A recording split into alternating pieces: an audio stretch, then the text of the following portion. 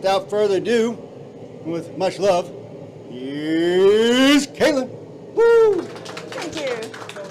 Am I on? Excellent. Thank you for having me again.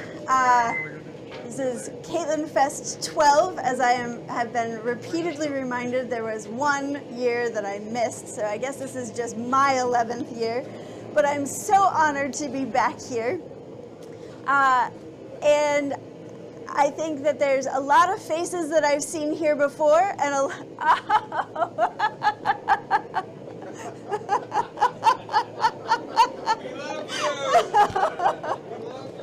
Thank you. Right back at you.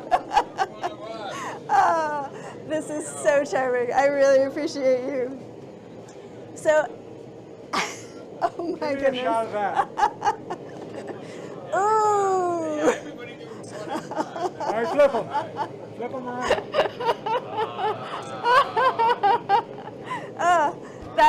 That makes my heart sing. Thank you so much. That's so delightful.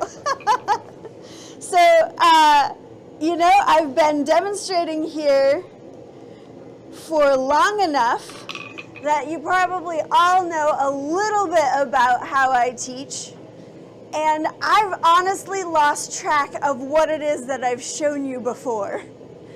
And I feel like I'm perhaps not totally connected with the things you might want to hear about from me. So I've got this demonstration that I'm gonna do.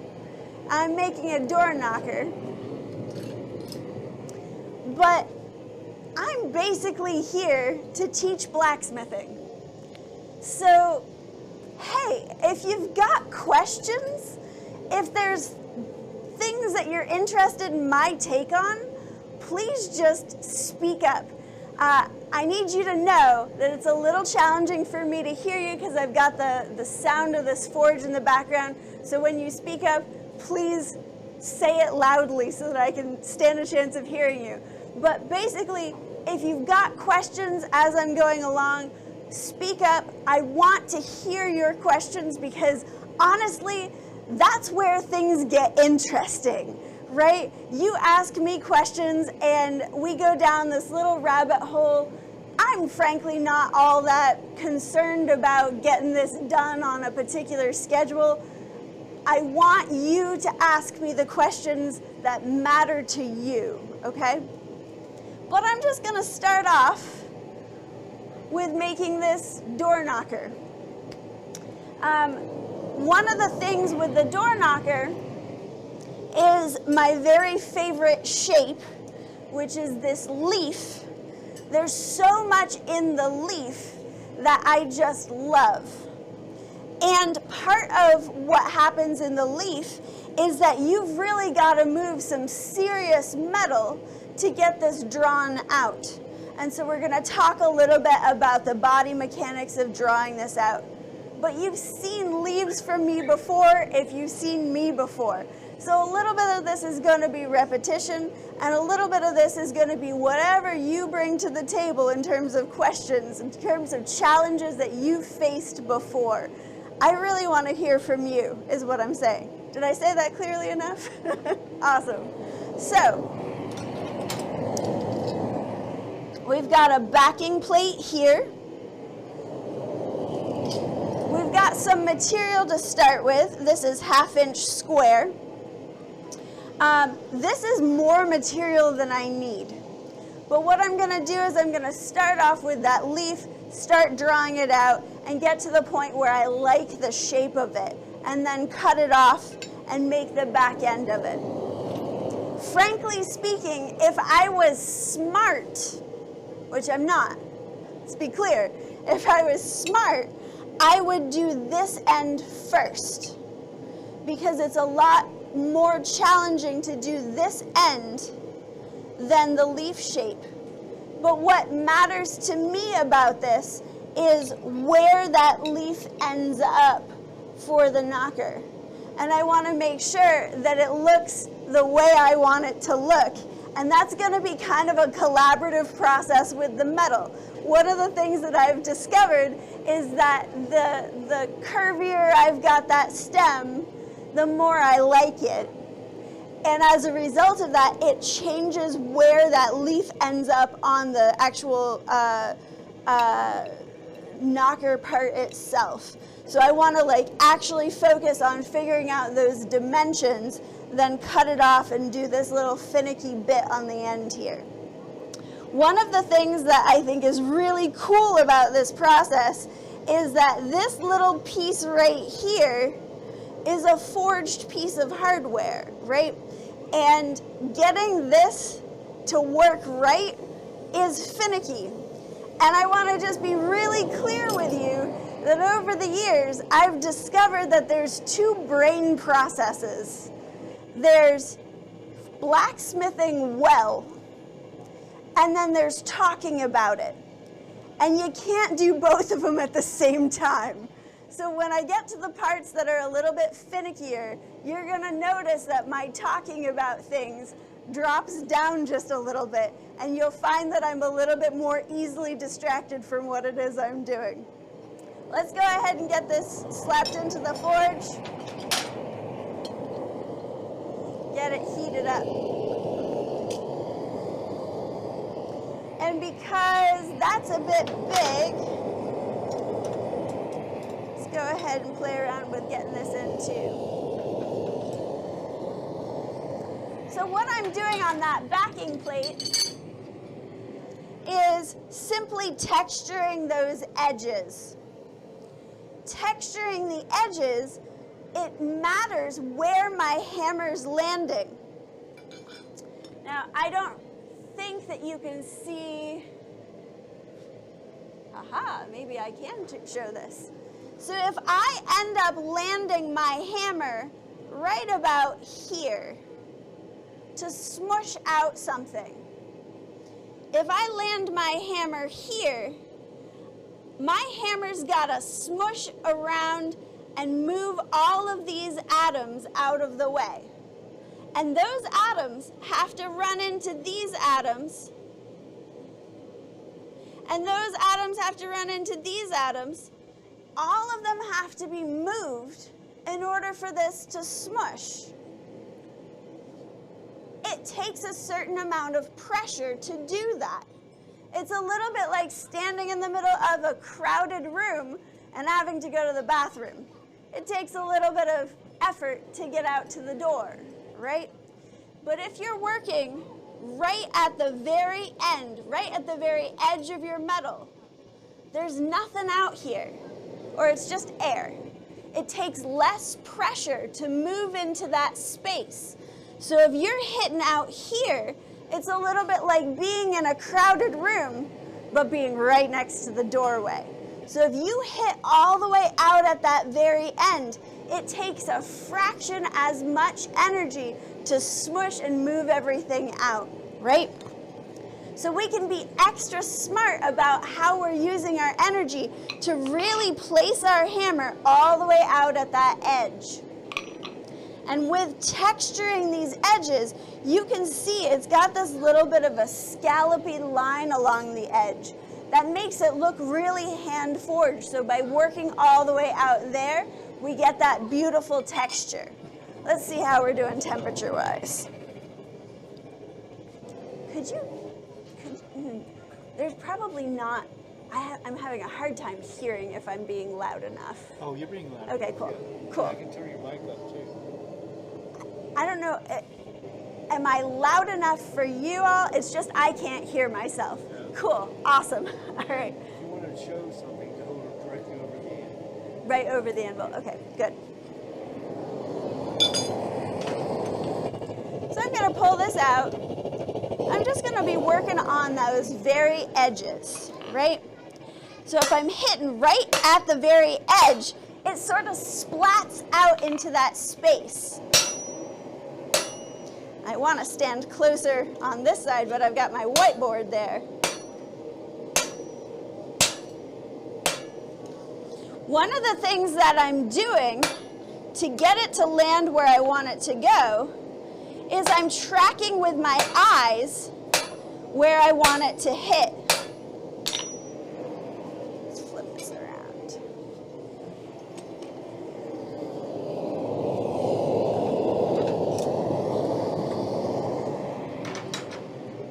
if you want to hit with accuracy, you need to know a little bit about how the human eye works. When we're taking everything in from our environment, our eyes are bouncing all over the place. In the science, that's called saccades. It's just how our eyes work, and our brain puts together the full picture. The problem is, our hammer follows our eyes. So if you want to hit in just one spot, it's hard because your hammer follows your eyes. You've got to train your eye to stay in just one spot so that your hammer will land there. As I was doing that texturing, my eye was running in discrete spots down the edge. And because I was working right at the edge, I wanted my hammer to be at a little bit of an angle, so I was working right at the edge of the anvil so that my hammer could dip below the surface a little bit.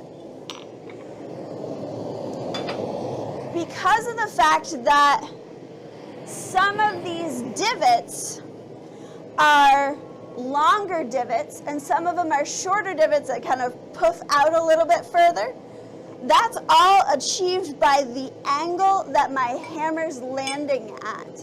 So if I want smaller divots, my hammer angle goes up, so it's just the tip that's contacting it. If I want longer, more shallow divots, I'm coming in at a lower angle. So we got that other side ready to go. We'll start at that very end. And then work it back.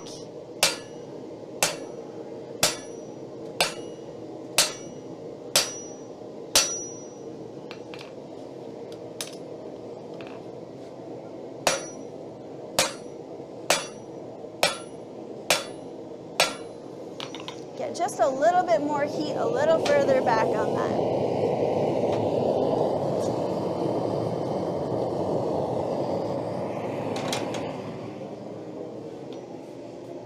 So I'll keep texturing that in another round, but I want to step into talking about this leaf shape. Now, for those of you who have heard this before, I apologize for the repetition. I think that the leaf is one of the single best shapes that allows folks to really level up their skills. There's so much fun stuff that happens in this shape. I absolutely love teaching it. The first thing that happens in this shape is making a point. And there's a lot of stuff that goes into making a point.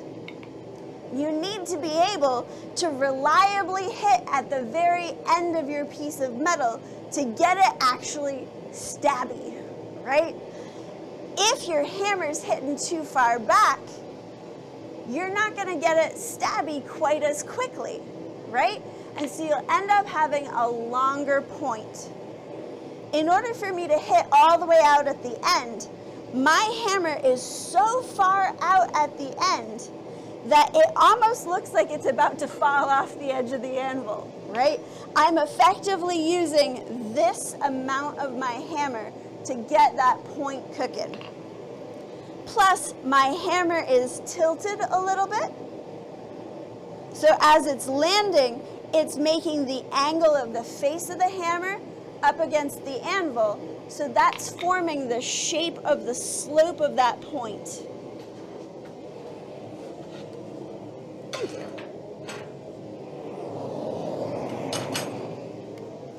So as my hammer's landing, here's my anvil. I want my anvil to be a little further back.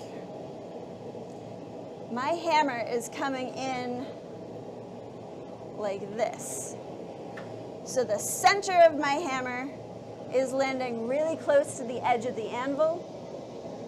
Because my hammer has a little bit of a dome shape to it, where most of the oomph is happening is landing right at the very end of my point.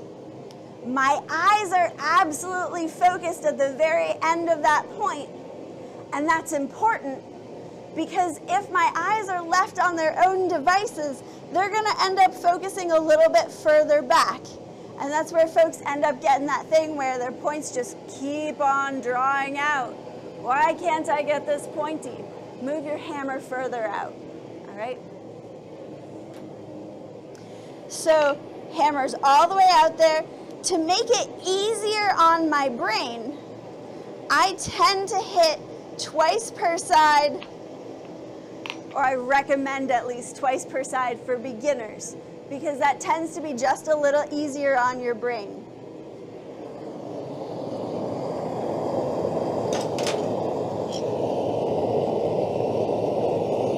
So we're all the way out at that very, very end.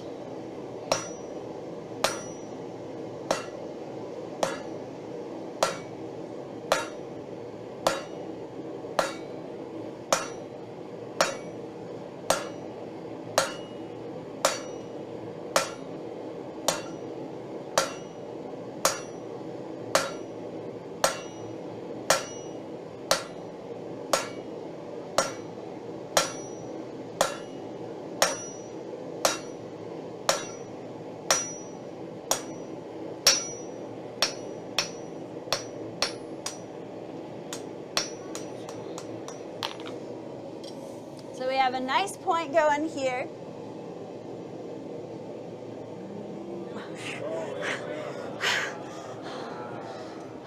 All right, let's try that again. We have a nice point right here.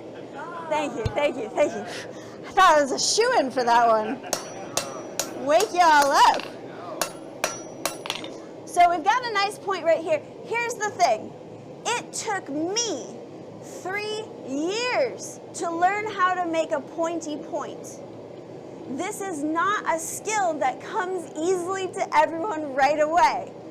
But what's really cool about it is that there's not magic involved, right? If there's something that's being difficult for you about forging something super pointy on the very end, there's just something that isn't quite right about how your hammer's landing.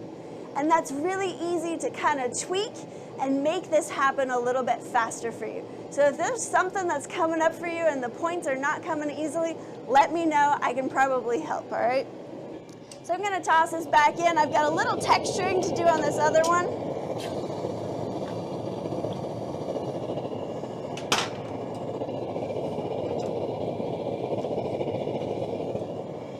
So I've got to texture this side just a little bit.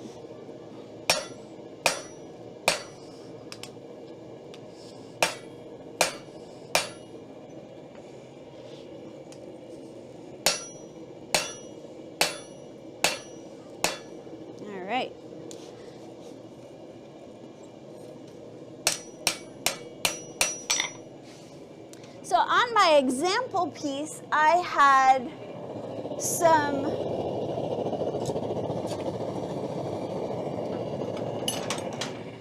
some smushes here. Look how I can use technology. And these smushes are really cool because I think they offset the really organic shape of this actual knocker itself. And so I like having that square stuff that really calls in the rectangular shape of the backing plate and offsets it against the really organic form of the leaf itself. So I really like that. The thing is, I made this where I had access to a particular tool that I don't have with me today. I do have a couple of these dies, and we'll see how well they go in. They may not go in quite as far as the one that I used before, so it might be a little bit shallower, but we'll see. Meanwhile, while that's heating back up again, I'm sorry to bring you back and forth between these two pieces. There's a lot that needs to happen in this demo to get it close to done. What we want to do now is we want to take this proto-leaf shape and neck it in just a little bit further so that we can get started on that actual stem.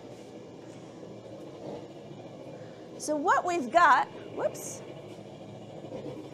That's adorable.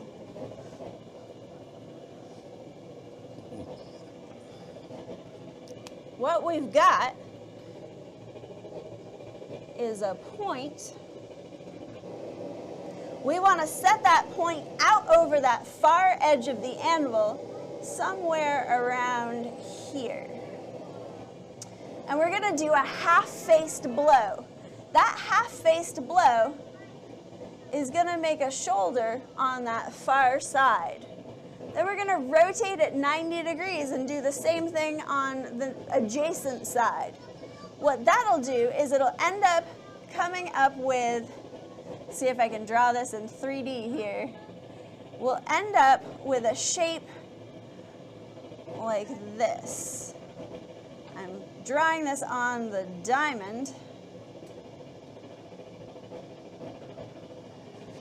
This shape is on the diamond.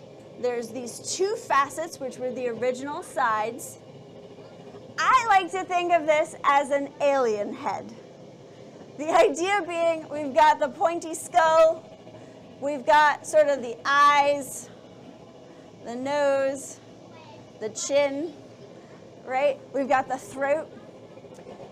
This alien head is a really great way to think about this because it helps us to identify locations just a little bit better. We want to make sure that it's relatively straight here.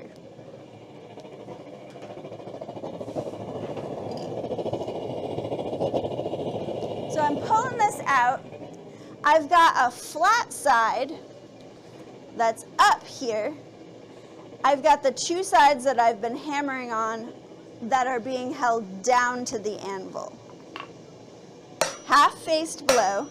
My eyes are locked in right at the edge of the anvil and the middle of the bar.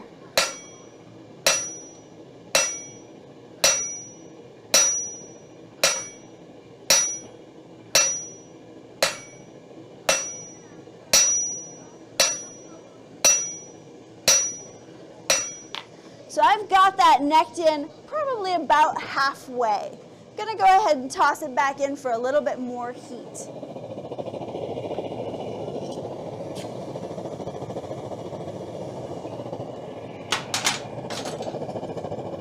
Meanwhile, let's go ahead and try out this piece here.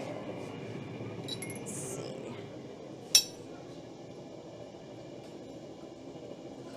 I might try that on the diamond because it doesn't take up quite as much space as the other block did.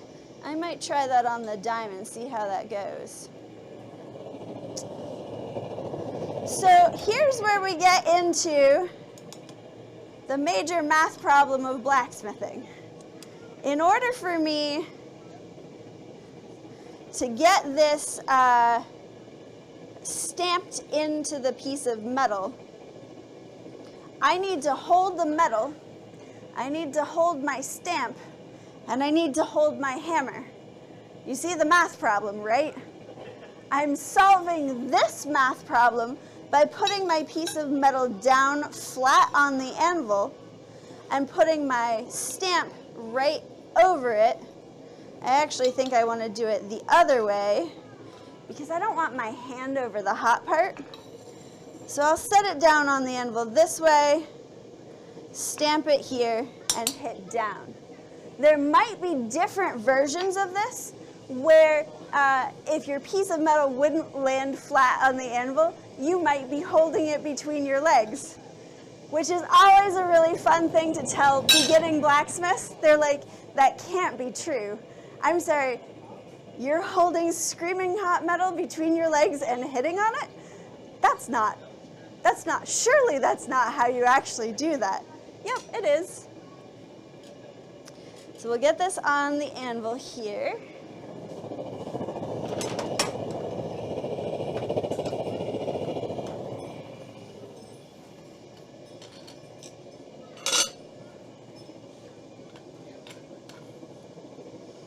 And pull this out. One of the things about laying this flat to the anvil here is that it'll cool off a heck of a lot faster. Pop that right in there. And because it bounces, it's important for me to get it lined back up again. I am getting some impression, but it's not going to happen fast.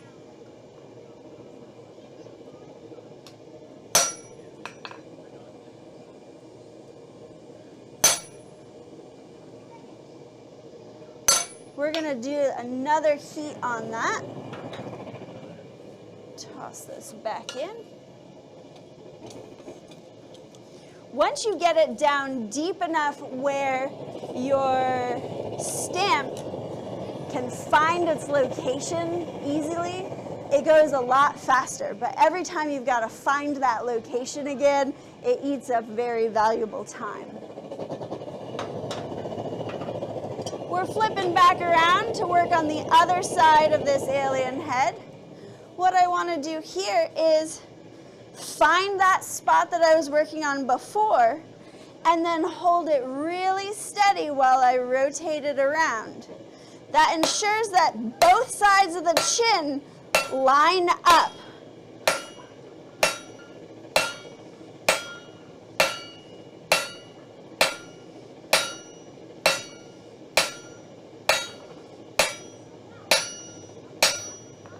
So I've got that just about halfway as well, but because I've been hitting down this direction, it's gonna smush out in the other direction. So I'll roll it back over, keep it pulled right up against the edge of the anvil, and square that right back up.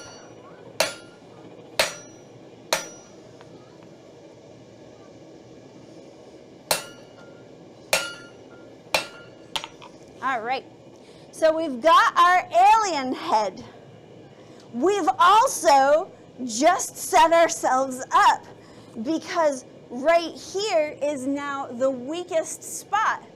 Has anybody ever made a leaf and accidentally broken it off in exactly that spot? I sure have, right? And this is one of my favorite things to talk about because, oh, it makes me mad what misinformation there is out there. It makes me upset because you can make really gorgeous leaves with beautiful thin stems.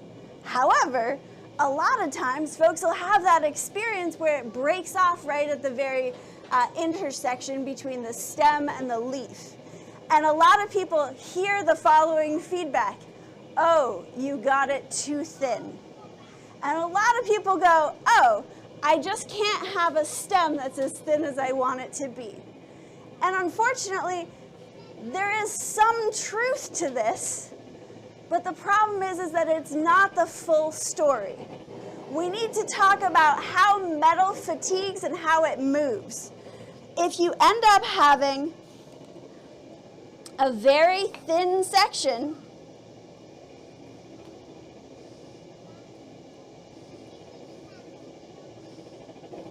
just like this alien head, when we go to move it, you can see that all of the movement is focused in this one small area. That means that every time it bends, the metal's going to fatigue a little bit. In other words, those bonds between the individual atoms or the metal crystals are going to break just a little bit, making it weaker and weaker. The problem is, all of that fatiguing is focused in a tiny area.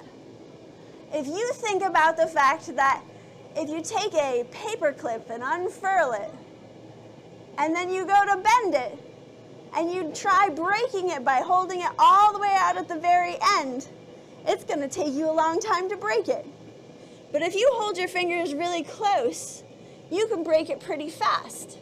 And that's because of the fact that if you're holding it really tight together, all of the fatiguing is happening between your fingers in a smaller area.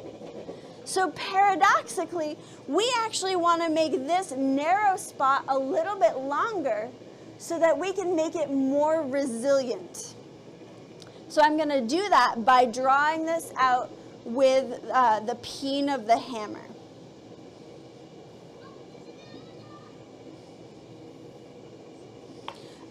If we have something that's evenly thin, it's going to move evenly, which ends up meaning that we have a more resilient piece of metal that way. Go ahead and see where we're at here. I'm going to pull out my backing plate, bop it a couple of times, and then pick up my alien head again. Zoom tight. That's not the tongs for that.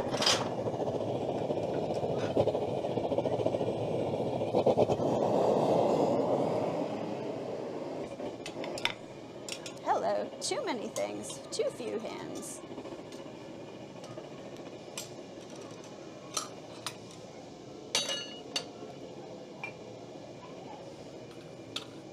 So I can definitely see where some of this is actually showing up, which is nice.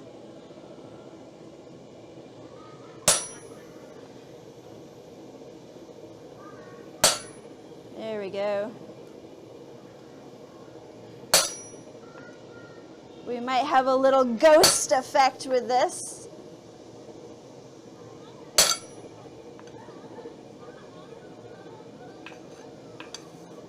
One more around here.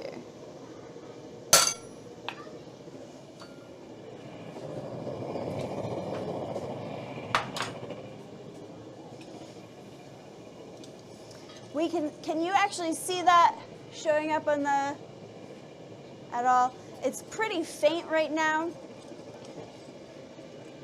And it's like not the most even. Set it down. Awesome. It's like off to the side just a little bit. We might make this the bottom.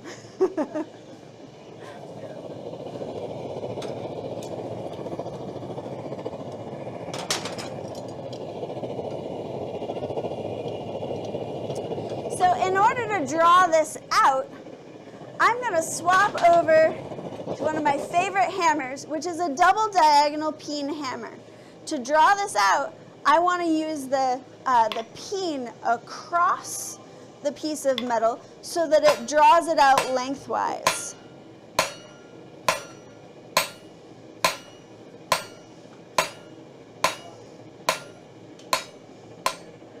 I'm keeping the head of the alien out over that far edge of the anvil.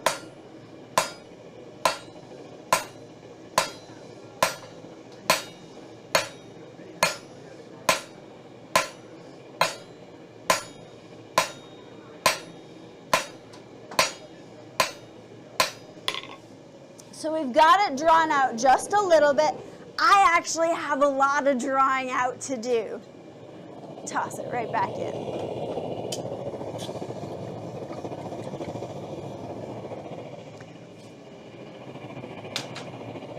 It's going to take just a second for that to recover. Does anybody have questions so far? Yeah.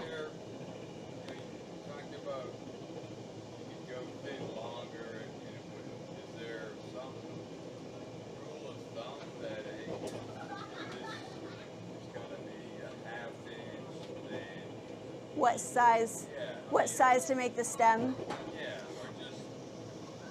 Not from my perspective. So to sort of take a step back here for just a second, I struggled so hard in learning blacksmithing that once I got certain techniques down where it felt like I could really significantly move that metal without a lot of work, I really lean into those techniques now because I'm like, I couldn't do this before. I value them really highly now. And so points are one of them, and drawing things out is another one. I really like to draw that out because it's something that's really unique to just blacksmithing, right? There's no other way to get that metal to do those fun things, right? You could, I suppose, weld it all together, but it's not quite the same. It looks different, right? And so I really enjoy taking huge pieces of metal, making big leaves, and having tiny little stems coming off them just because I really enjoy playing around with that aspect of moving the metal. And frankly speaking, it's kind of meditative for me, especially because a lot of the forging that I'm doing, I'm blacksmithing with my students. And so we get to the part of the project where it's their turn to draw things out, and I'm just kind of like doing the project alongside them.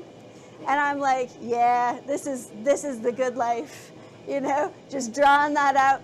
And it's fun because you end up seeing that when you're hitting stuff with the peen, you end up getting these little like raised areas where, you know, the hammer comes in and makes these little divots, but you're not getting it perfectly lined up with the next one, right? But then each of these little divots can expand out really easily. So we're hammering down, moving the material out, and the remainder is actually set up so that it will spread out as well. You just have to hit the high parts, right? Like the physics of it is really kind of cool. It likes being drawn out. All right, let's take this just a skosh further with the alien head.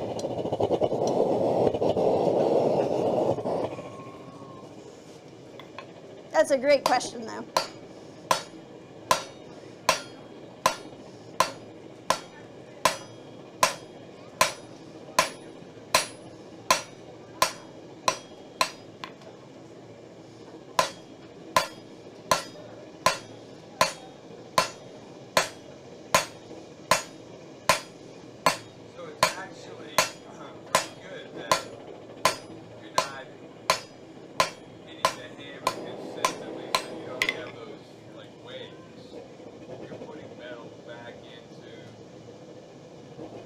Yeah, so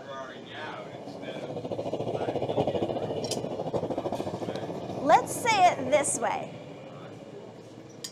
It's not bad.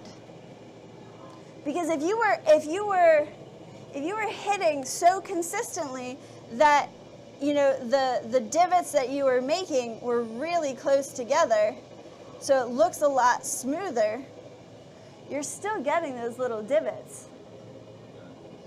Right? So it's not like you lose any efficiency by being better at hammering. The physics is all still there. Because on that one, you're going to get it down to the bottom what you just did. Right, exactly. You can skip this stage and just go to this. That's fine. Yeah. But it's not worse to do it sort of haphazardly, I guess is what I'm trying to say. Let's pull that out just a little further. This one.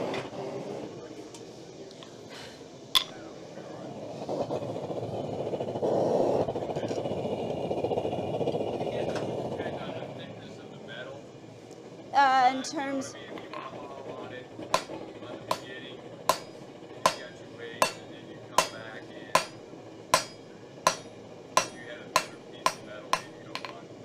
Oh yeah, I mean if the tolerances are a lot smaller, yeah, you have to aim a little bit better.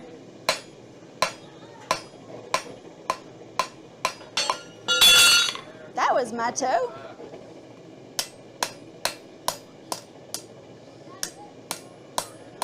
So what we've got here, we've got a relatively even stem on this already, which ends up meaning that I'm not worried about that leaf shape breaking off.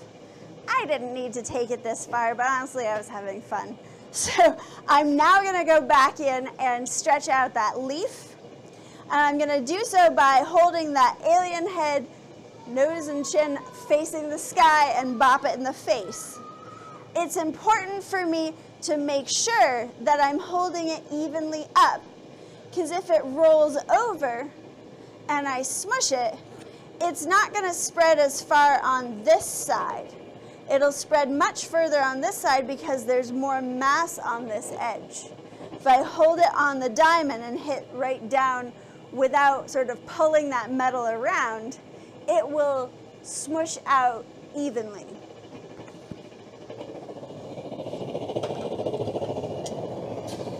One thing to note is that I see this all the time.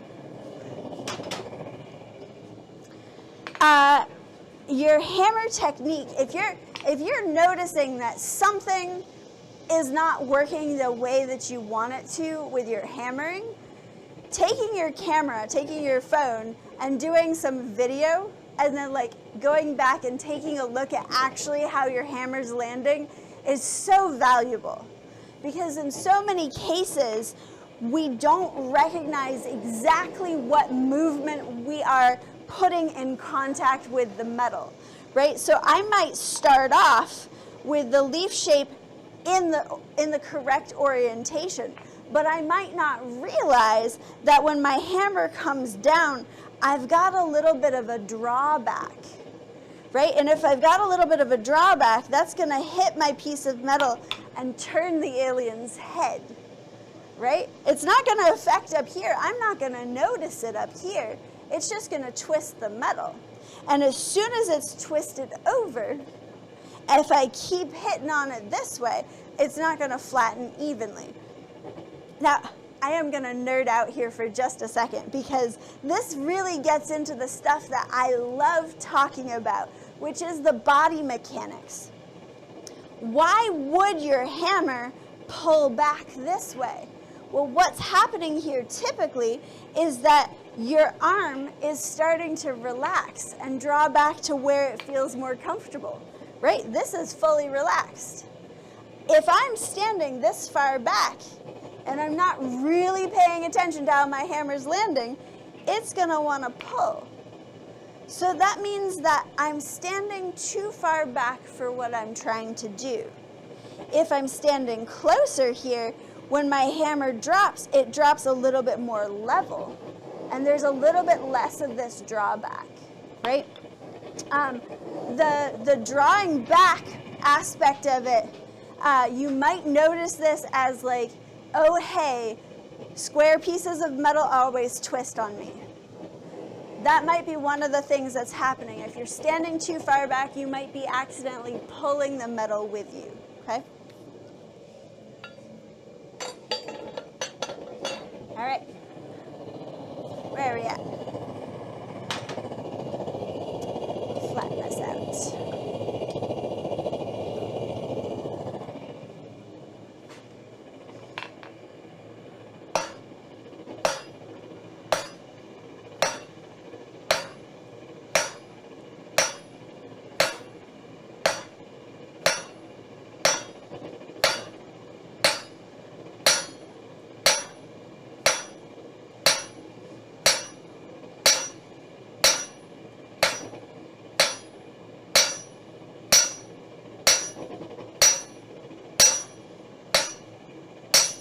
All right, so we're at a heat here. Let's go ahead and read the edge of the metal. I can't really tell if you can see what I'm talking about here, so let me know if you need this a little bit different. But I can see that it's a relatively even thickness from about here on down to about here. Then there's the point, which is already a little bit less metal because I had to make it pointy, right? I don't generally want to hit on the point of my metal once I've got it pointy, because if I hit on the point of my metal, I'm almost always gonna smush it out and it'll round out. And I worked so hard. I spent years learning how to make stabby points. I don't want to unstabby it, right? And if I unstabby it, because the metal's generally pretty small and thin then, it's gonna be really hard for me to get it stabby again. So I wanna avoid hitting there. But one of the things that you can do, one of the things that's really great to get in the habit of, is to check your edges, especially if you're hitting straight down on this. If your hammer's landing on one side a little bit more than the other, you're gonna get that metal moving in unexpected ways. So if my hammer was landing a little bit like this, you can see that it would be smushing on this side just a little bit more. If it was landing a little bit more evenly, it would smush it relatively evenly throughout. And if I was landing a little bit more on this edge of my piece of metal, that would end up meaning that this whole side is smushed out in a way, and I would probably see little divots there because it's using the tip of the hammer again, okay?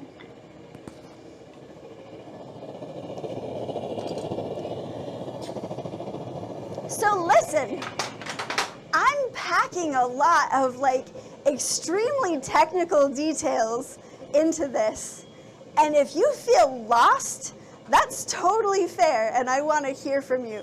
I'm kind of nerding out at my level, and if you're following along, that's super great. If you feel like you missed something, that's my fault. Please let me know if there's anything that would help you to get from where you are to what I just said, okay?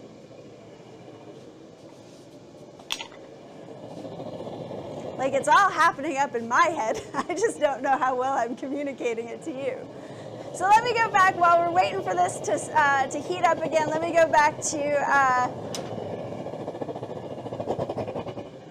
taking this just a little bit further. See if I can get this set up slightly better on the anvil.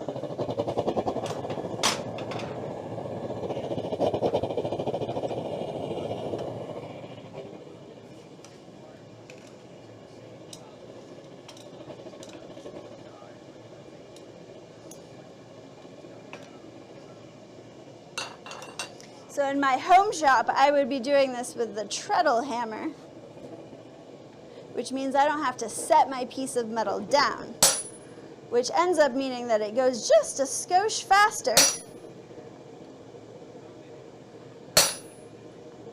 Yeah, there we go. I actually kind of like the ghosting.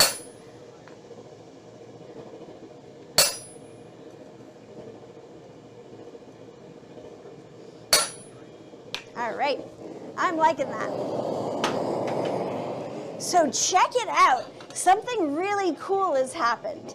If you can see on my anvil here, it's touching the anvil where I was smushing it, but it's kicked up on this side, and it's kicked up over here just a little bit. So I've got a little bit of an arch in the middle of my piece. This part's down and this part's up.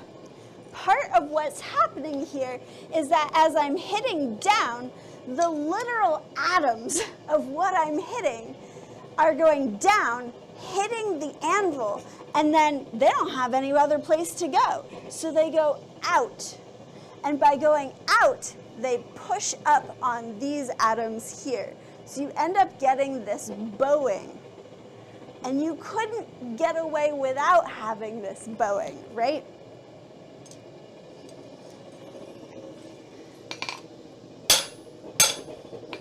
So to straighten things out, I always want to think of the bend as being an arch. We want to put both legs of the arch down on the anvil and hit in the middle of the arch until the sound changes.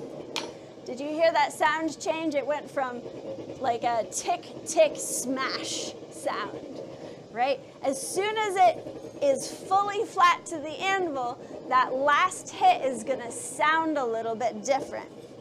So I'm pretty happy with that. It's a little bit off center. It's a little bit ghosty. I still kind of like it. So I'm going to put this other end in and do maybe the other stamp on the other end.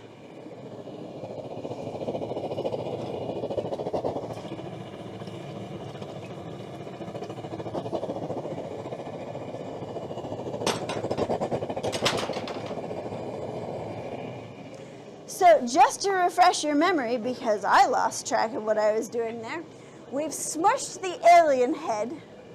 Now we want to draw it out. We're going to use the peen of the hammer to do that, and we're going to set it up where the peen of the hammer is ideally landing in the very center of the leaf to start with. We want it to start in the center because that peen's going to move the material outwards. If I start at the edge and start moving in, If I get the edges too thin, the metal's not gonna flow easily. It could crack on the edges, or it could just make it more challenging for me to move that material out. So I wanna start in the center and move it out as much as possible.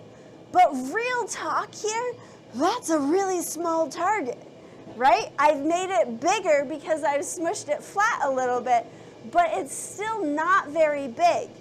And if I'm not really familiar with the sweet spot on my hammer, I might not land in the target zone, right?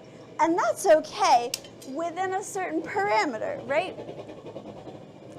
I kind of want to think of my hammer blows as a bit of a bell curve, right?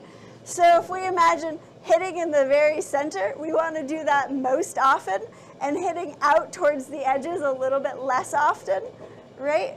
We want there to be a little bit of a bell curve, hidden mostly in the center. But because it's a bell curve, it's okay if you make mishits, right? You don't have to hit perfectly every time. It's just we're aiming for the center. And as we aim for the center is going to become larger. The chances of you hitting the center are going to go up. These are good odds, right?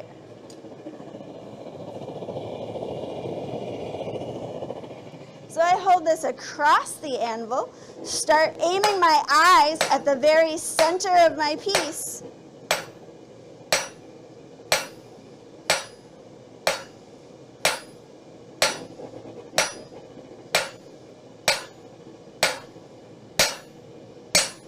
Now it gets cold really quickly.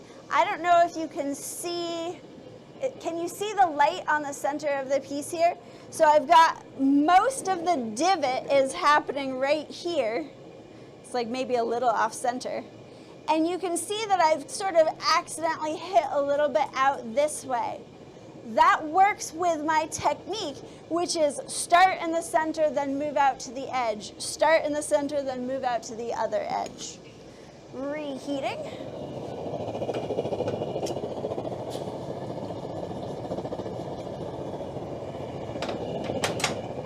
Water break.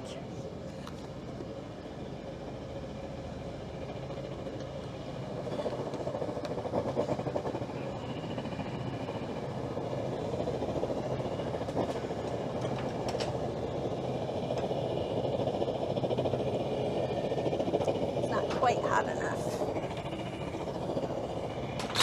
While we're waiting for a reheat. Any questions so far?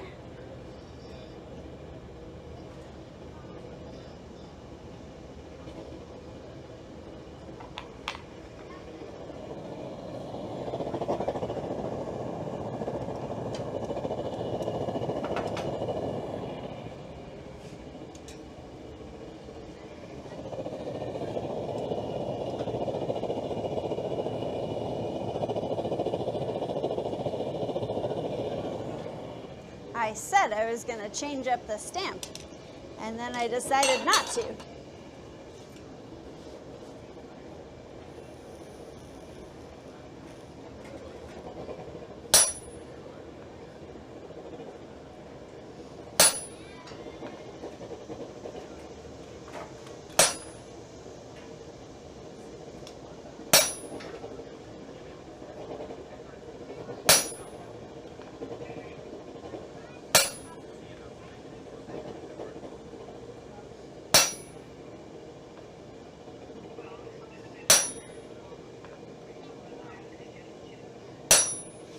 Ooh.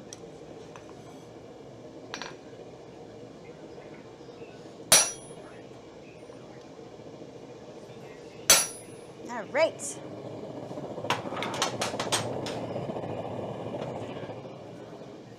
I don't know why, but that side went a lot faster than the other side did.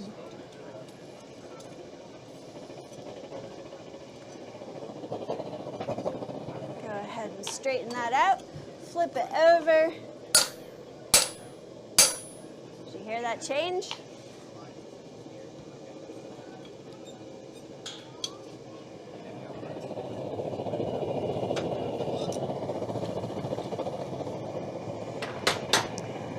So I want to mention that there is some stuff, some like techniques that we use that we don't often tell to beginners, especially folks who have no context in working with metal or making stuff for themselves. Some of these tips and tricks we all just use automatically without actually taking a second to reflect on what's happening.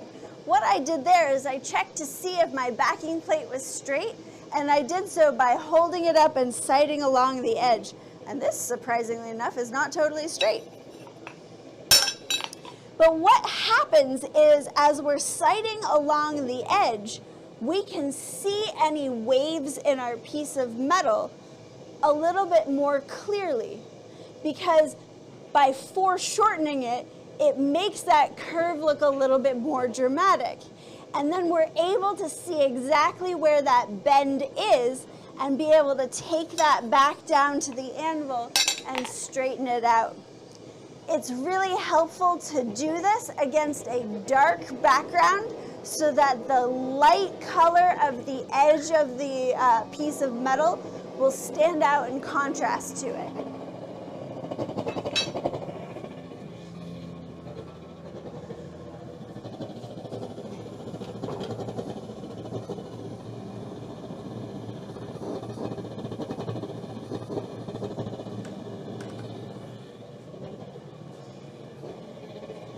I'm luffing a little here. It looks like it's getting better. So I'm going to go back to the alien head / leaf and draw out the front of that leaf just a little bit further. If you recall, I started in the center, moved to one side. I'm going to keep working in that center and keep bringing it to that one side, then I'll flip it over.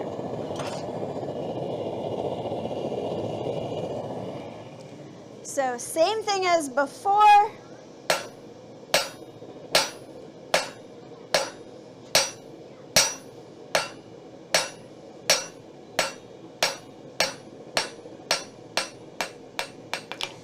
Then, since I still have a little bit of heat left, I'm going to flip it over, start in the same place, the center,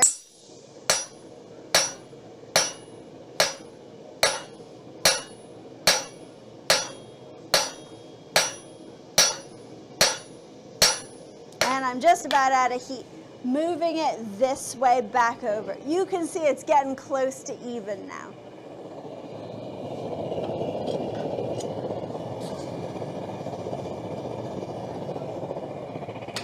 One of the coolest things I think about blacksmithing is that if you're hitting hard enough and fast enough, the kinetic energy of you dropping that hammer down and impacting that steel can actually add a little bit of heat to the system. There's this really cool video out there of, I assume, a Japanese blacksmith in an absolutely pristine, like, white blacksmithing shop, which is like, how do you keep that clean, right? And he takes a piece of cold metal, like maybe I'd say close to a 1/4 inch square, and he just hits it hard enough and fast enough so it starts to glow on the end, which means he's taking it from room temperature at least up to 977 degrees, which is where the metal starts to glow. And it's glowing hot enough from just his hitting on it that he can use it to start his fire. And that's a flex, my friends. That is a flex.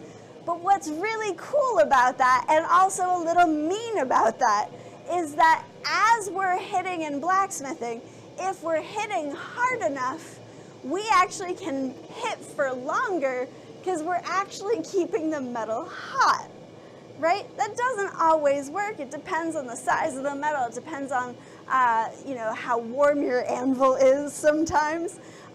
But you can actually end up working longer than a beginner would because the beginner's not hitting as hard in the same spot. And so I have a lot of students who are like, how did you do that point in just one heat? Well, it's a secret trick which is you hit it hard enough and fast enough, and it literally stays hot for longer. So I'm not fiddling with putting it back in and taking it out of the forge. Well, how do you hit harder? Well, I don't like using my own energy to hit harder. So what I do is I hold my hammer really loosely and I raise my hammer up higher and I drop it down using gravity. That gravity assist helps me to hit harder using just about the same amount of energy, right? It doesn't cost me appreciably more energy to raise my hammer to here as it does to raise my hammer to here, right? The problem is, as you raise that hammer higher, your accuracy tanks.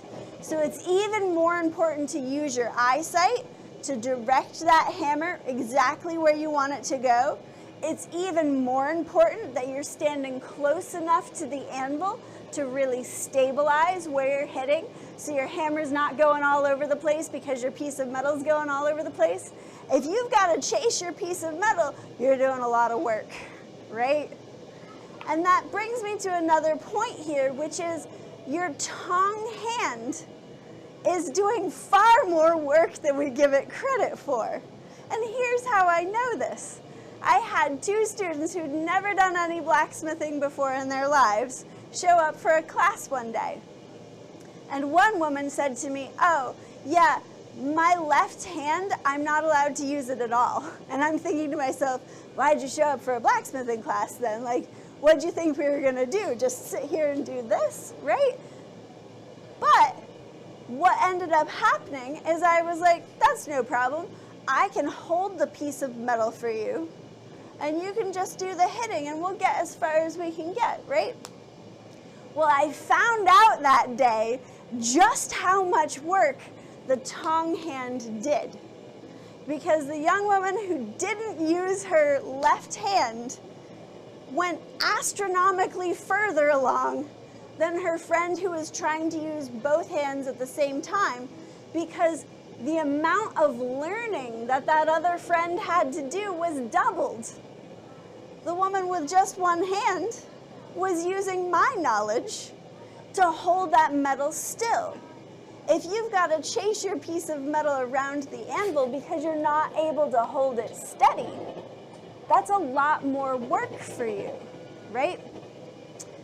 There's another piece to this, which is, a lot of times, and I love this stuff because I think it really shows how our actual nervous system works, right?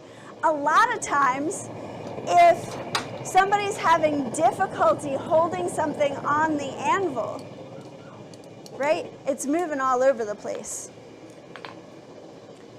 What they'll do is they'll hold it as tight as they can.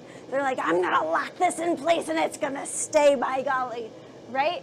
But what ends up happening is that your nervous system spends the entire time telling you, we've got it held in place, boss. We've got it. We've really got a hold on this. It's really tight. It's great. It's great.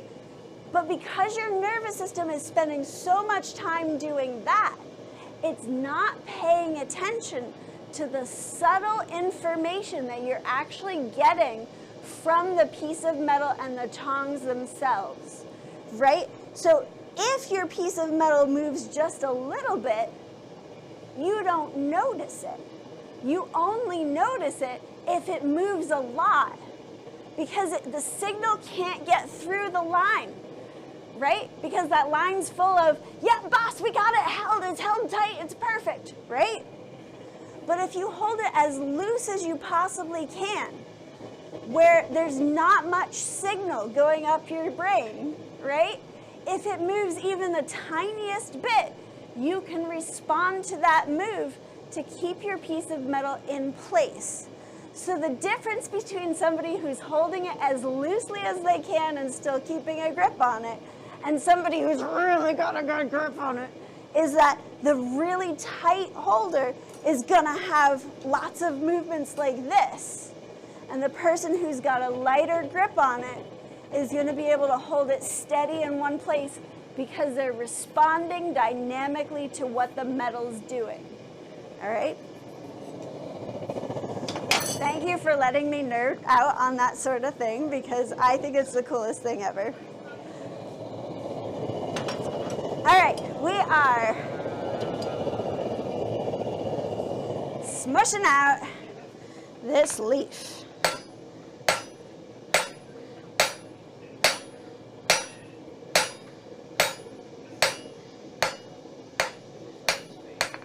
I'm going to flip it back over and take it just a little further. So now I've got a leaf shape. We'll call it relatively even. Did I mention that I can either do really great blacksmithing or I can talk about it, not the two at the same time? This might be a case in point here. But what I want to do next is, because I want to take my leaf,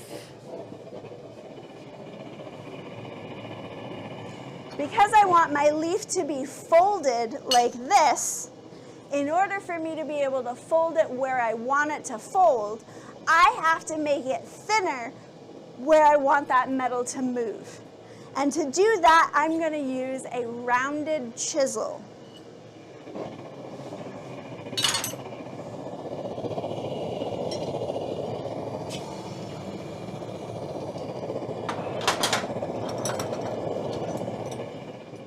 Ooh, that's getting toasty. So this rounded chisel is actually one of my favorite tools in the shop. I use it for a lot of things, in part because of the fact that if you leave a cut with a sharp end at the end of, like, if you're, words, Katie. So if you're cutting like a barbecue fork and you're cutting down, if you leave a sharp chisel mark at the end, it's probably going to be fine. Probably. But what can happen is that your piece of metal can have the tiniest little bit of a crack at the bottom. And what we know about the way that the crystalline structure of the metal works is that if you've got a tiny little crack, that crack can propagate through the crystal, which means you can kind of unzip the metal. It doesn't happen often. It's not common, but it has happened, right? In fact, there's if you recall a couple of years back, I want to say it was like 2020, there was a bridge over the Mississippi River that had this I-beam that was like this tall, and they did a bridge inspection on it, and there was a crack that ran right through the I-beam, completely through it. And it just cracked over time due to stresses. But that crack probably started with just a tiny little nick in the metal, right? For what we're doing here, most of the time it's not a problem. But it's really nice to be able to round out the bottom of that cut so you're not worried about it. And it's kind of nice to, like, just make it look a little prettier. So I've got this rounded chisel. I use it a lot. It's also really good for doing the veining on the leaves.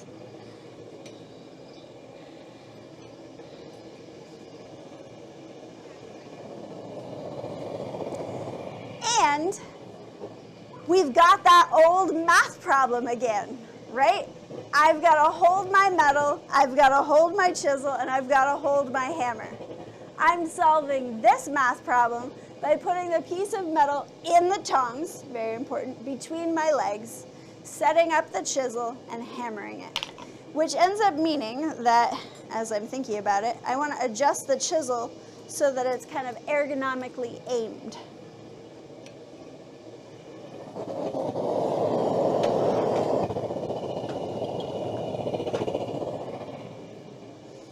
It's very, very important that your anvil be an appropriate height for you here.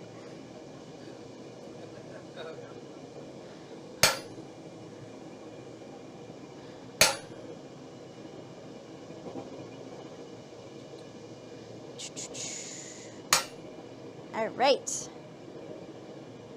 I like that. So there are other ways to do this, and if you don't want to do it the way I just did it, one of the fast, easy ways that you can do it is actually hold your piece of metal up against sort of a more prominent edge of the anvil and just hammer into it. as if the edge of the anvil was like a hardy cutoff tool, right? You can hammer into it and make a mark on the other side. So now that I've got that weak spot in the metal's going to bend there first, which means if I want to bend this leaf over to fold it, that's going to work very much in my favor. To do that, I'm going to come over here to a spot on the anvil where there's air underneath it. When I'm bending things, there always has to be air behind it. When I'm smushing things, it's always being smushed between the hammer and the anvil. If, as I'm bending, the bit that I'm bending starts touching the anvil, I'm no longer going to be bending. I'm going to be smushing. All right? Toss this right back in. Woo!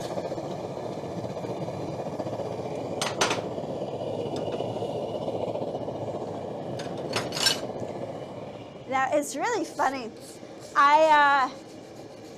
In my school, I don't spend a lot of time working with my students on cleaning up their metal while it's really hot.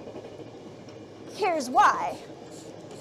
The number one place that my students were burning themselves was using this wire brush, either because they forgot how hot the metal was, or because they were scraping it back towards themselves and getting all the fire scale towards them. So I was just like, well, we're going to take these burns out of the equation. And I reintroduce folks to them sort of later on as they get a little bit more proficient and as they realize the dangers of working with the hot metal this way. We generally want to be doing this brushing when it's hot enough that that forge scale pops off easily. And because when that forge scale pops off and when the forge scale forms are at very similar temperatures, you often want to go ahead and keep brushing it down until it's a little bit more cool. That doesn't have everything off, but good enough for government work.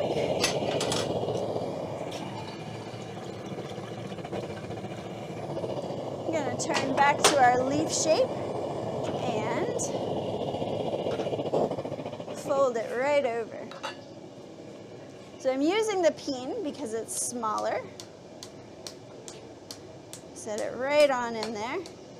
Once I get that bend started, I can bring it right over to the anvil face. And what I'm doing here is I'm working it from two sides. The important part is as I'm looking down, I want to see this edge and this edge lined up. If they're not lined up, I'll adjust it so that they are lined up. See, if I hold it this way, you can see the bottom edge a little bit. So I roll it that way until they're lined up and bop it down, flip it over, and do the same on the other side. Now there's a disadvantage to having both sides of this leaf lined up perfectly, which is it makes it a heck of a lot harder to get it open afterwards, right? So what I'm doing here is I'm folding the whole piece over, and then I'm going to hit right along the back side of that leaf to stretch that edge. When I then go to open that leaf back up again, because the center part has been stretched, it will end up being much more organic, right? The spine of that leaf, the stem part of that leaf here is longer. So when I open it back up again, it'll be a lot more organic. But opening it up, there's sometimes some challenges with that. It's part of the high drama of doing a demonstration. So we're back here bending both sides of this leaf to line them up. Doing pretty good here. Now what I want to do is I want to take the peen of my hammer and stretch this edge. I'm going to do it right over the horn.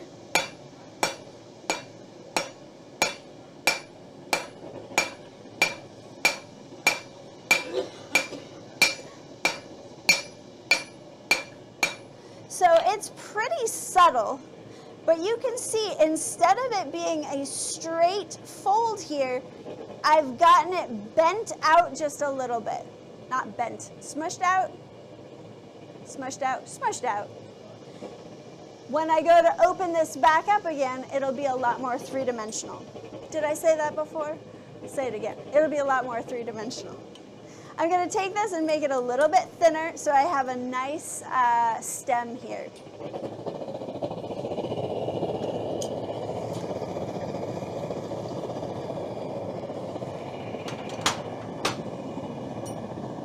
So we've got the backing plate. We've got the backing plate pretty much forged, letting it cool off. We've got the leaf underway. So while we're waiting for that leaf to go, we're going to start working on that little tiny finicky piece of hardware. I've used 3/8 inch round in the past. I'm just doing a half-faced blow to get the smush down. And what you'll see here is that it's smushed kind of round on one side, which is flat, because this is where it attaches. Can you see this? I'm sorry. This is where it attaches to the backing plate. But then this side is at 90 degrees to it, and it's got to be centered. The centering is a little bit more finicky than the side that's off to one side. So I'm going to do the centered side first, okay? Or attempt to do that.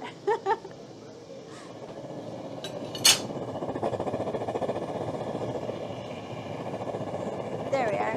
Tongs. Pop this in and heat it up.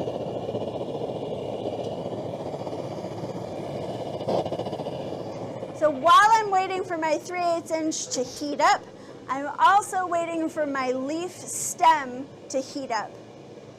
When I'm working on drawing out the stem, I've got my leaf, and then I've got a section of it that's pretty thin, and then it gets thicker much faster. I'm working with 1/2 inch size stock. That's a lot of mass to move around. But one of the things that's pretty cool about this is that I've got this section through here that's not quite 1/2 inch, but it's not quite as thin as this section is here. If I aim to hit in this section and draw this out, I can make this section thinner without having to hit on this part here. But what's weird about it is that that transition zone keeps moving. So as I keep making this section thinner, there's always another section that's not quite as thin as the 1/2 inch is. So I don't usually have to actually work on the 1/2 inch size itself. I'm working predominantly on this transition zone, all right? That just ends up making it easier on me, and I'm all about that. I'm working with the peen, taking that a little further.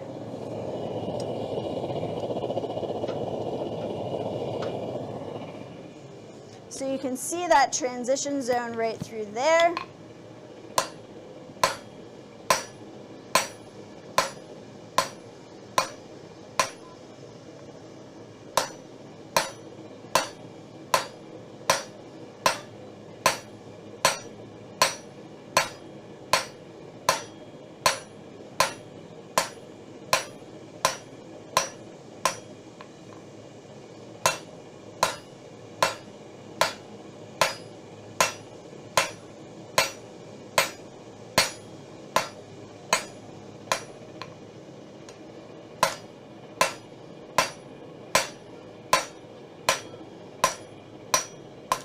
So I started off with 5 inches of this. So it's 5 inches. You can see here that I've added quite a bit of extra length by drawing that out.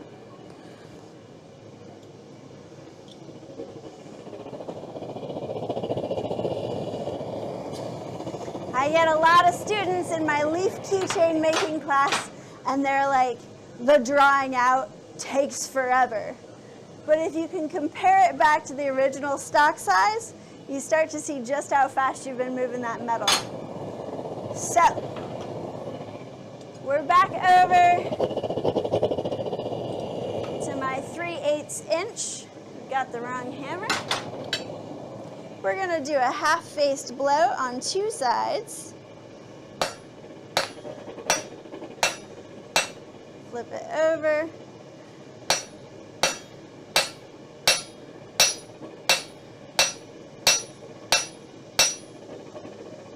And as I'm doing this, I'm kicking it back and forth between those 2 sides. So as I hit a long time on one side, it's gonna knock the shoulder out on the other. But if I'm working it from both sides, I can kind of split the difference. There are tools like a guillotine that would do a lot better job of keeping everything all centered up. But for something this size, this finicky, it's a little bit more challenging to just get that guillotine in there.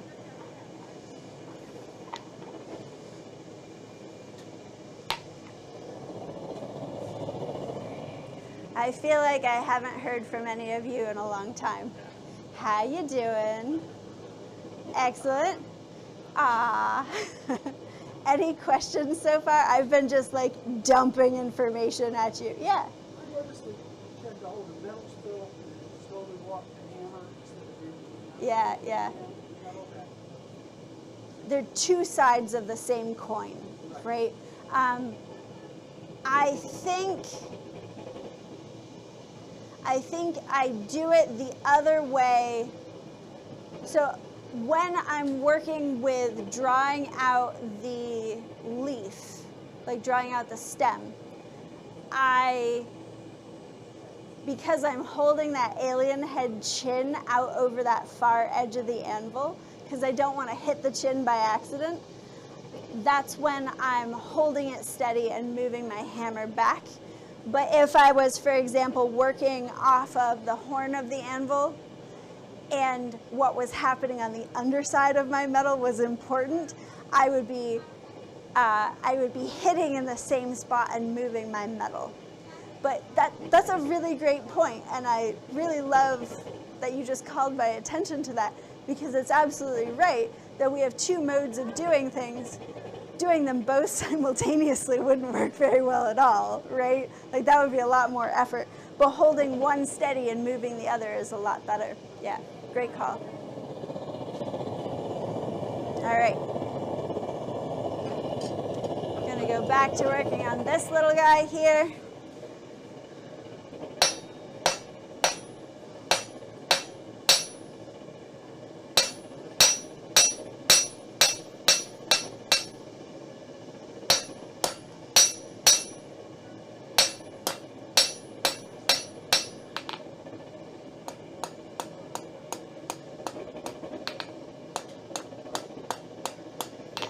All right, that is pretty well centered. Let's see.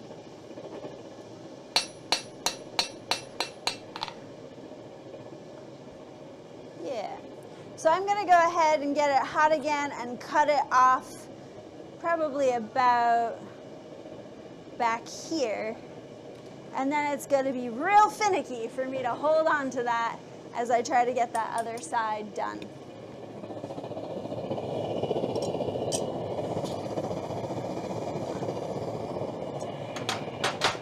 Remember how I said I can do good blacksmithing, or I can talk about it, right? You remember that? So I've done this demonstration before. It was a lot smaller of an amount of time to work with. And so I did this part beforehand because it's a little bit finicky, all right? So if you notice me going real quiet, that's why. We're gonna pull out our leaf, take it just a little further.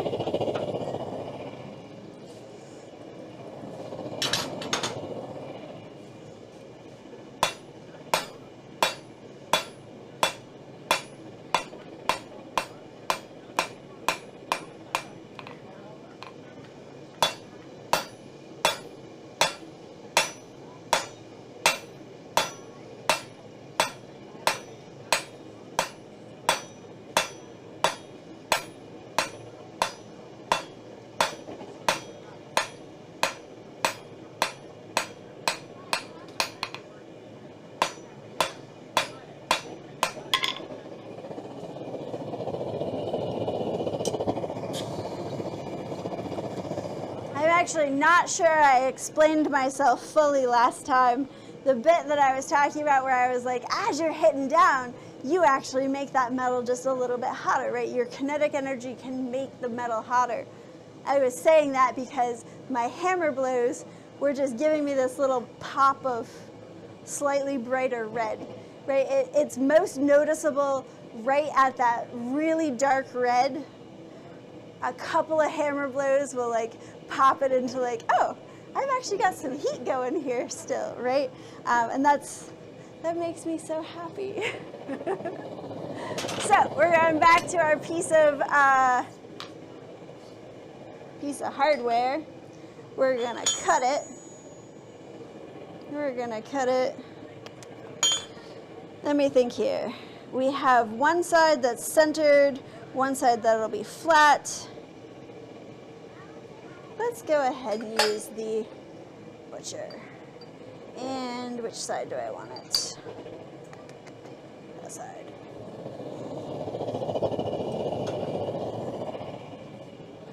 So honestly, this is a little bit of a guesstimate.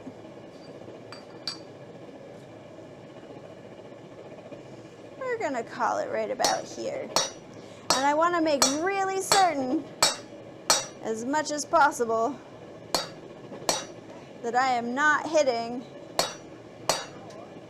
the other part of this hardware, because it's a lot harder to fix that.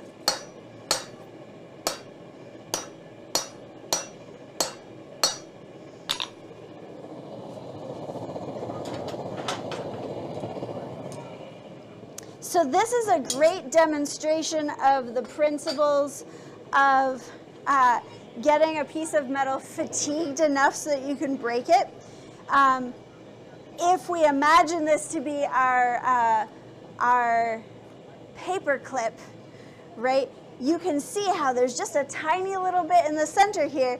As I wiggle that back and forth, all that metal fatiguing is taking place in one spot, so that's why it breaks there, right?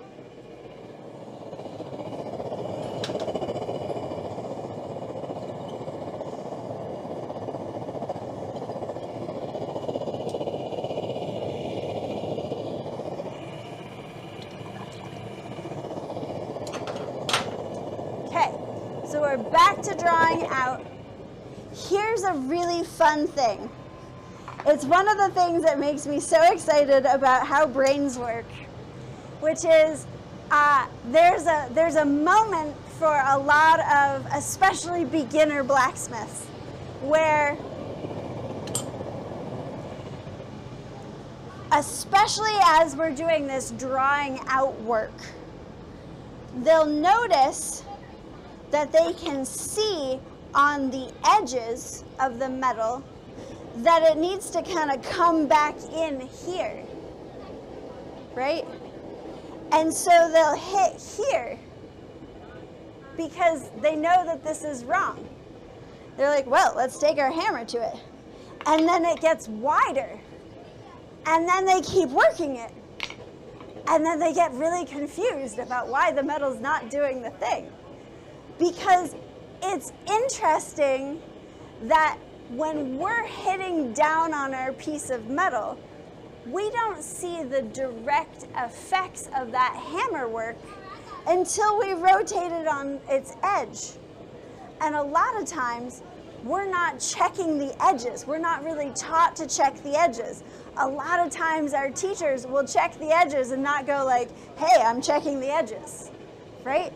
But I can see here, it's actually a little hard to see, I can see here where I've been hitting down repeatedly is actually much thinner. And the only way from this perspective that I can see that I need to hit here is by rotating it back over and seeing that it bulges out here. So this process of drawing out that stem is a process of rotating at 90 degrees a lot, right? You can sometimes read the metal on this side because you're lucky and you get like a little glint of light on it and you're like, oh, there's a little ridge there that I should work on. But it's not always super obvious, so rotating it around will help a lot. We are using the peen.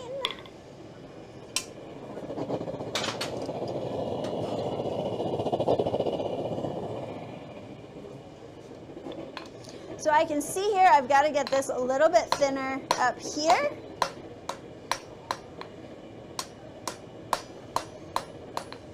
Now, for drawing out the stems on things, I gotta say, I really love taking the time to draw that stem out pretty far, because at a certain point it gets thin enough where the metal starts moving really easily. And then I can get a lot of length without an awful lot of effort. And that means that I can actually make a longer, more delicate stem with less effort than a shorter, thicker stem. Because the metal moves faster, right?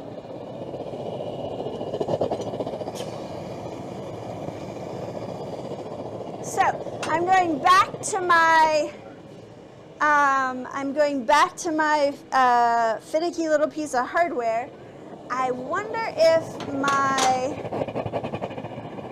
I was smart enough to grab a set of tongs that were going to work great for this. Did I?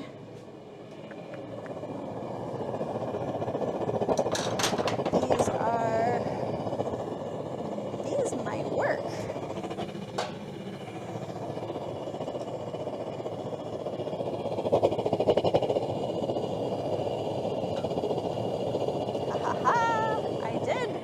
This is actually going to help me orient this just a little bit and hopefully keep it from rotating, she says.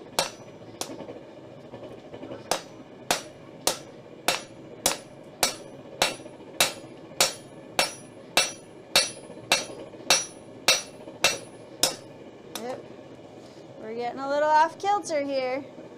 All right, so see, as I was working on this, because I was hitting on the tongs just a little bit, it got a little offset. But that's okay, because this is the part that's going to end up flat to my backing plate. This actually works out really great. I was going to have to do this later on anyway. I got 2 for 1 holding it that way.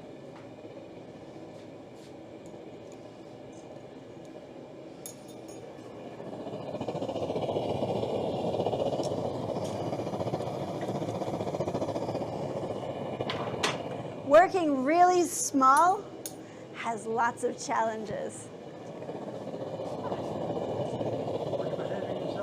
It is. Thank you. It's doing perfect. Yeah, are you? All right.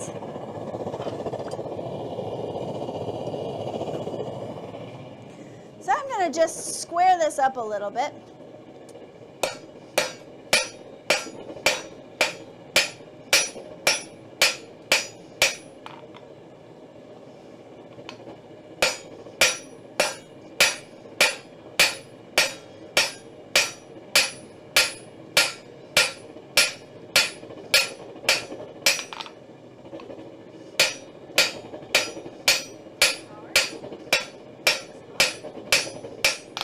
So I've got this stem that is relatively thin, and I've gotten it to the point where it's relatively even lengthwise, and it's relatively square, so the two sides are relatively even. However, if I want it to do all the little crazy loop-de-loops, I gotta make it longer, because those loop-de-loops eat up a lot of material. So I'm gonna push this in a little bit further and work on just adding a little bit more length to it.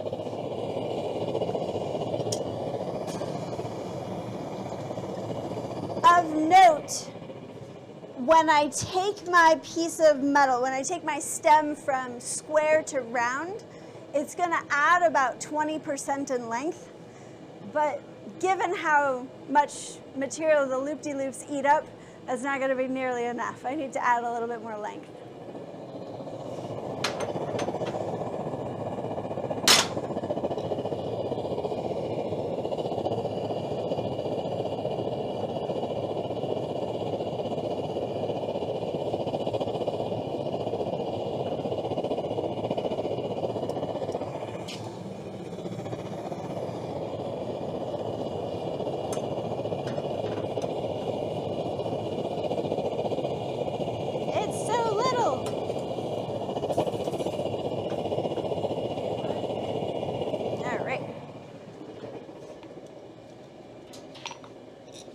It's not quite flat, so I have to make sure to go back and fix that.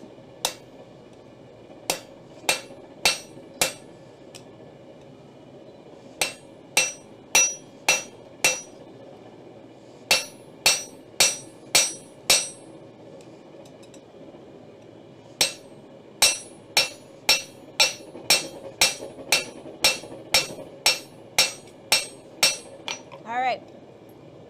So what I've got here, I've got the spot where I'm going to put the rivet here, but you can see this is off at a crazy angle. So I want to heat this whole shebang up and take it over to the vise and straighten it out. The especially great thing about doing this on the vise is that it's going to allow me to see when it's lined up or not.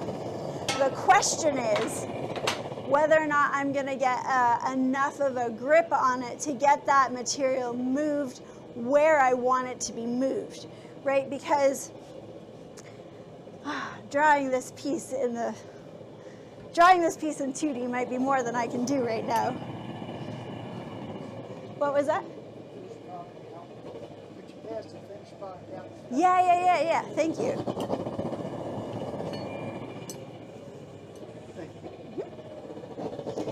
So that little piece that I'm working on, right? I did this.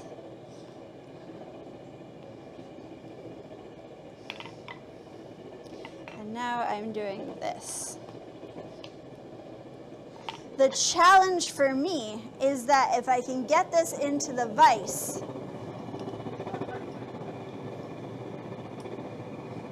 I'm going to have to grip down far enough to move this thicker part rather than the thinner bit.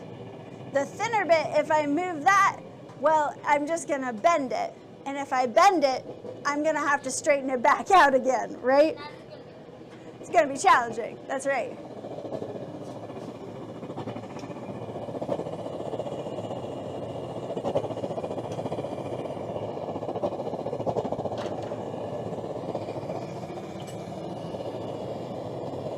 I think with this set of tongs, because it's relatively short and it's got some narrow grip pretty close by, I think I should be able to do that with this. But which side do I want up? Let's see about this.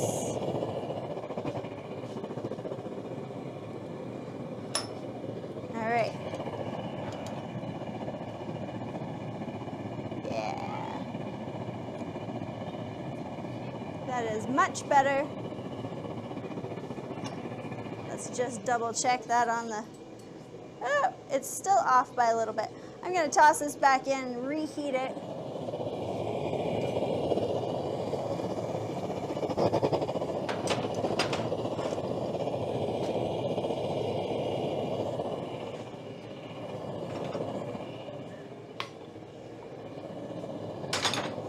So when I'm teaching blacksmithing, I generally have folks work on one thing at a time.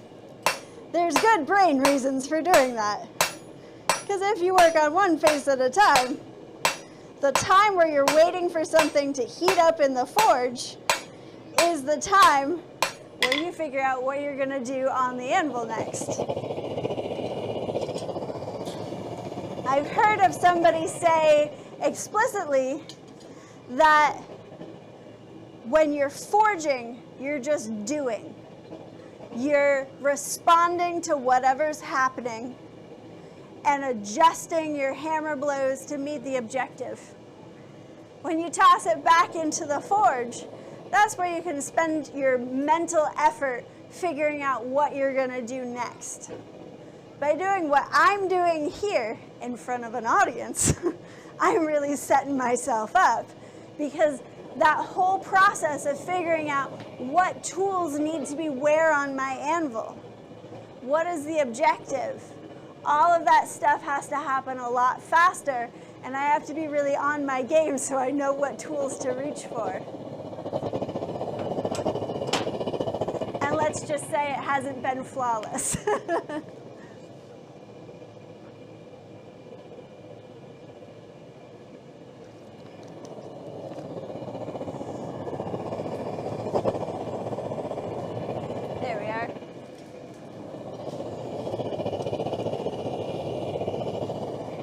So I'm working up a little bit further into that transition zone and giving some really big hammer blows.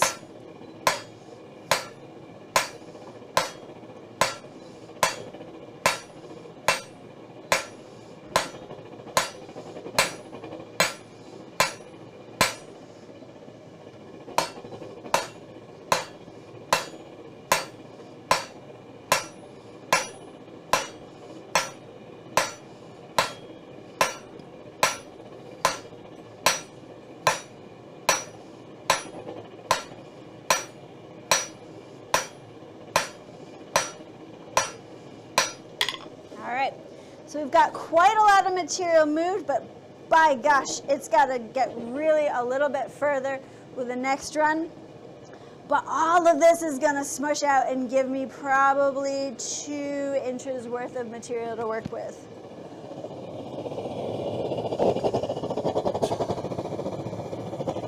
So let's go back and work with that little finicky piece again. What are we calling it? Little finicky piece sort of seems to be begging for it to be finicky. Guess we could call it the hinge, but that's not quite right. Anyone have ideas? What was it? Pivot. Thank you. Great word.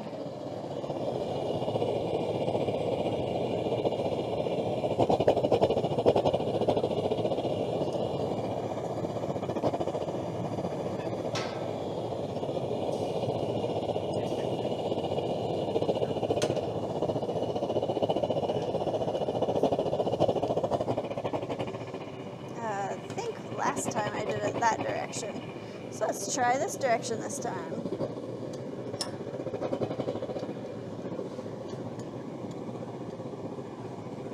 I am not sure that that is more helpful. A little bit.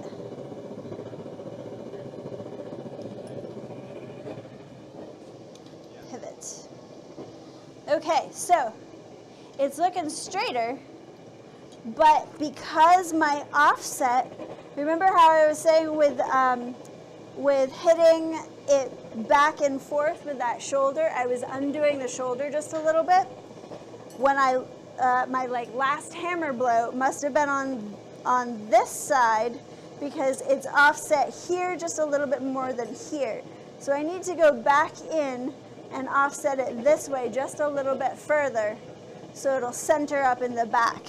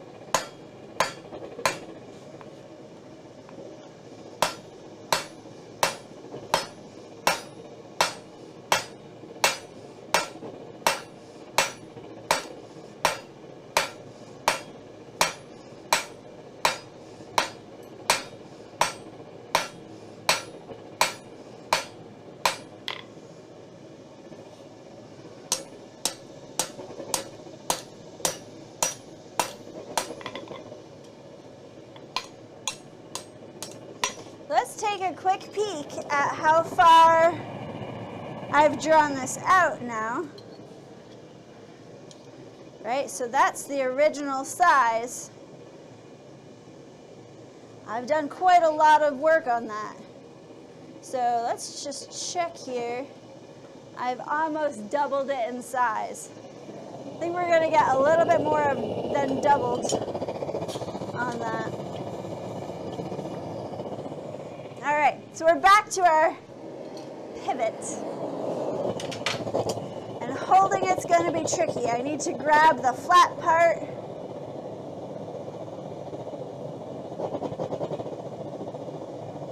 Needs to be on that side.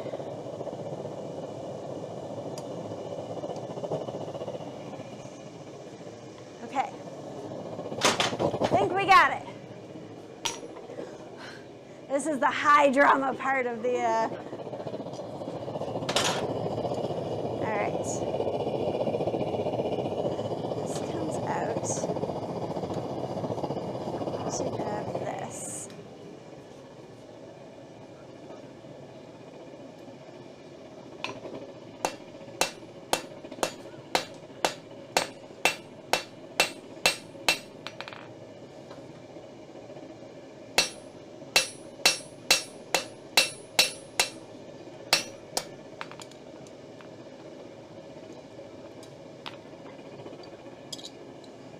So close.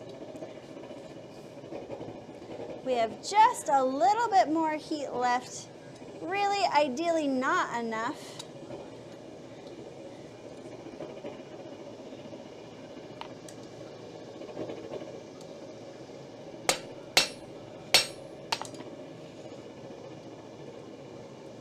But that is looking a heck of a lot straighter. And it's straighter further back, which is really important because that's going to make it a lot easier to do the pivoting where it needs to be.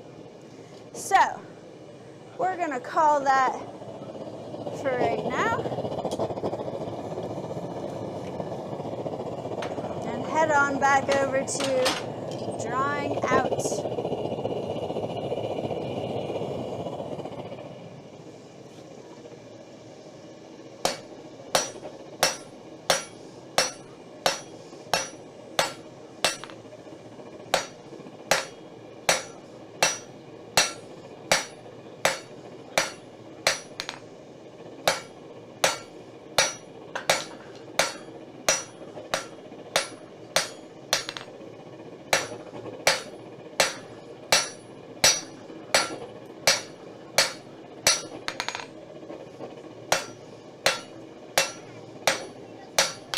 All right, so we've gotten that relatively long.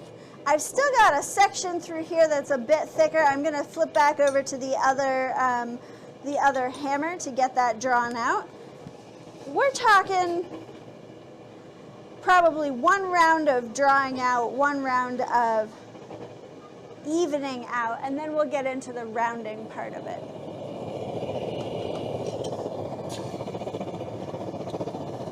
Now, as I was doing,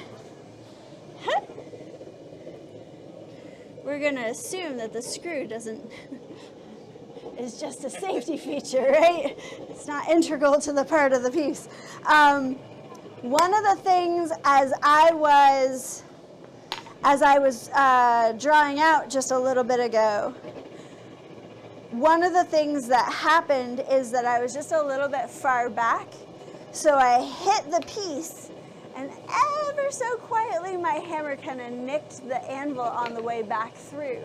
A lot of times when you'll see folks that are doing the hit, and then they hit the anvil on the way back up, a lot of times what's happening with them is that they're standing just a little bit further away from the anvil, so their hammer's coming out, hitting, and then bouncing back here as they recover, right? So standing a little bit closer and aiming to just bring the hammer up in recovery instead of sort of circling around. So if it's hitting the anvil on the way down, take some video of your hammer blows and just check to see if there's something weird going on there, right? All right, we need the peen of the hammer.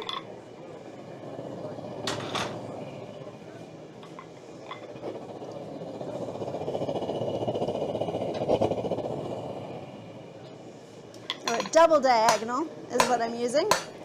I absolutely love these hammers. Tiny little pitch here for Blacksmith Supply that they're carrying double diagonal hammers these days. Diagonal peen hammers are such an ergonomically great way to get in and get your hammer holding that peen in a way that still works for the ergonomics.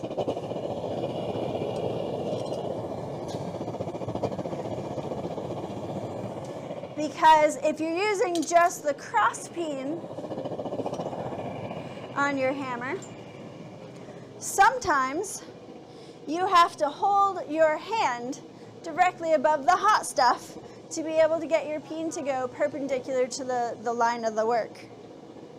So that's uncomfortable. I don't love having my hand above the hot metal. So what's cool about the diagonal peens is that it's the same direction of the peen, it's just that this one is a lot safer. And that's really especially great in situations where you've got a beginner, because the beginner definitely doesn't want to burn themselves. And so what happens is you get people gripping really tightly on their hammers because they want to be very careful to not accidentally let their hand land in the hot stuff, right? That tight grip makes it far less efficient to actually hit the piece of metal. I've had so many people over the years, what am I doing? So many people over the years tell me that, like, I have to get angry at the metal, right? But for me, when I get angry at something, I tighten it up, and this does not make an effective hammer blow, right? But nice and loose and relaxed, I can get a lot more power out of it. We're gonna start assigning somebody to tell me where my tongs are, because I can't be trusted with them. So we're drawing this out a little bit further.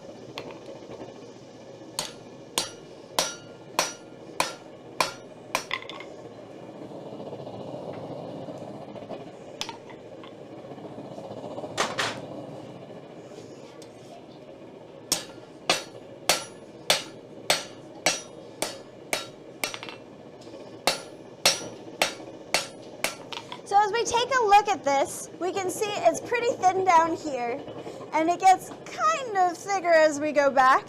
And on this side, it's substantially thicker. So I'm going to take another round of it using just the flat face of my hammer to even it all out. It is leaving the tongs here.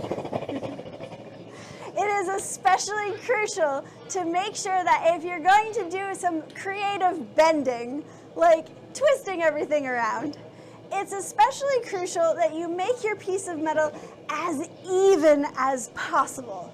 If you've got areas that are substantially thinner or substantially thicker, it's going to be really hard to get that metal to move gracefully. If it's all even, though, it'll all move evenly. So I have students all the time who get to this stage and they're just ready to round things out. They're like beyond ready. They were ready yesterday. They were ready to be done with this project now. I totally get it. It takes a while. But what's especially useful is if you slow yourself down right here. Because if you launch into doing the rounding out part before you've gotten it all evened out, you're setting yourself up for a round but uneven stem, which is going to be harder for you, which means that the part that should be a lot of fun at the end is going to end up being a lot more frustrating. So if you take your time in this part, it's going to pay off dividends. Alrighty. Look, I found my tongs. Turns out all I needed to do was tell myself where I put them.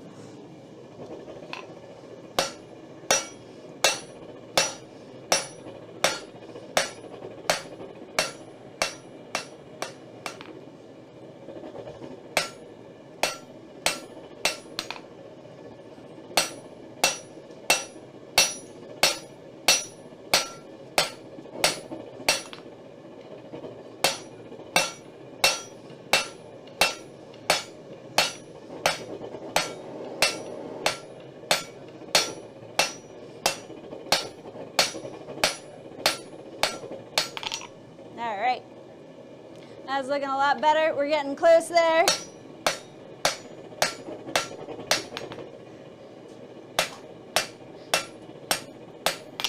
Do you see how the metal has bent as I've just been hitting on it? That bending, that natural bending, in part is coming from my hammer blow hitting down and all those atoms having to sort of smush out. But in part, it's coming from the fact that I've got a weight at the end of a pretty thin bar. So as I hammer down, the shock wave travels down the bar and it kicks up that weight. The reason why leaves tend to fall off there is that where it's really thin, it's getting all those extra stresses when you're going to actually draw out that stem. So it will want to break off right there. We can see, in fact, that it's bending substantially right where it's one of the thinnest parts. But I'm pretty happy with this. I'm going to go ahead and start rounding this out.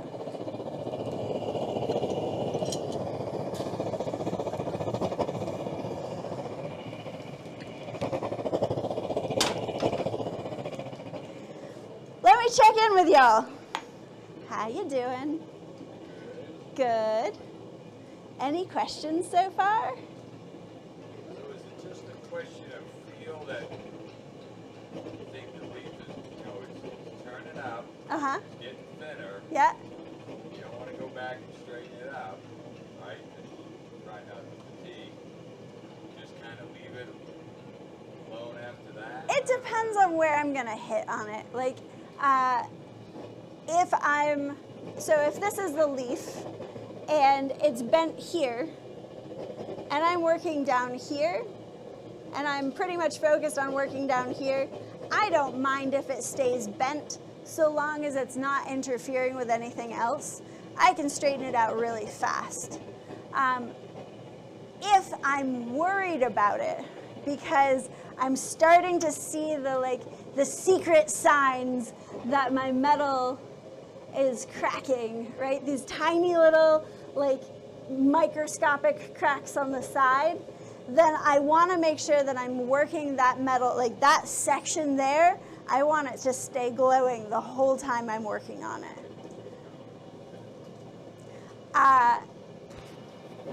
I've had some very minor success in, if it's cracking here, making it a little bit thinner behind the cracking, but that's kind of playing gambling. Words are great. We can add about 20 more minutes. Sure. Sound good? Okay. There is at least a reasonably good chance that I won't get all of the finicky little things done, but I will have everything close enough to assembly that folks can filter in and come back as they're eating. I'll get to the boring part pretty soon. You're looking about 11:50. Okay, perfect. Awesome. 20 minutes left. Can she do it? Probably not, but I mean, I can definitely do it. It's just a question of how nice it looks. So what it's true. It's true. If I stop talking, I can probably get it done. But who has ever seen me not talking?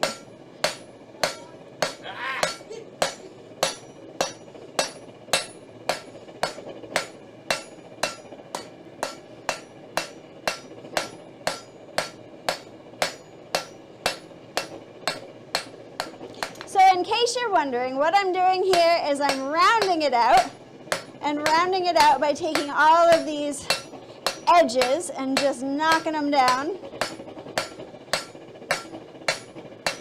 And if my piece is twisting, which it is just a little bit, I am following the twist.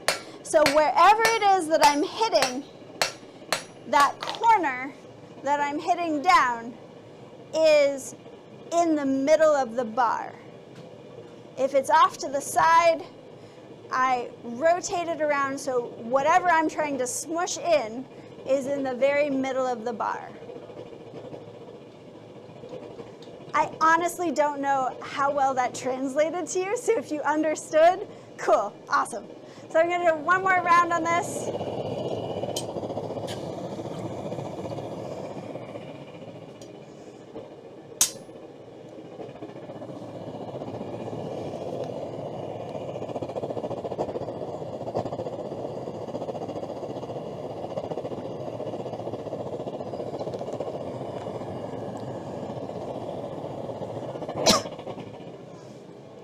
So, here's the deal. I did this in the less good way than I could have. If I had made my material a little bit shorter to start with, like if I had known exactly how long I wanted to make this leaf, I could have started by cutting the slit where it's all going to be attached to the pivot. That would have been really smart of me, because what I'm about to do is going to be not super fun or easy. Because if I was cutting this on the end of a square bar, I'd be able to like hold it and cut down really easily. But because I don't have the stability of the square bar on the other end, I've got this beautiful floppy leaf shape. I'm not going to be able to get into it this way with the chisel. I'm going to have to cut at it from the side. That's going to change the dimensions a little bit. I did it this way particularly to make you all have a better experience. And it's so much more fun for you to watch me sweat, right? Because this is not going to be easy for me to do. I would do it differently, but here we are. So one more round on rounding this out, and then we're going to get into it. Or you're going to go have lunch, and I'm going to sit here quietly, fix the piece of metal.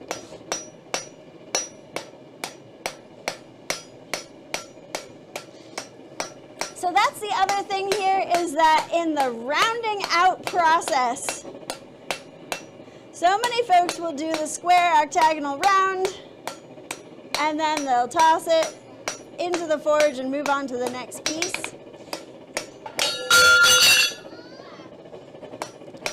If you take one more round in rounding that thing out, it's going to absolutely pay dividends. The amount of difference between one round of rounding and 2 rounds of rounding is much rounder.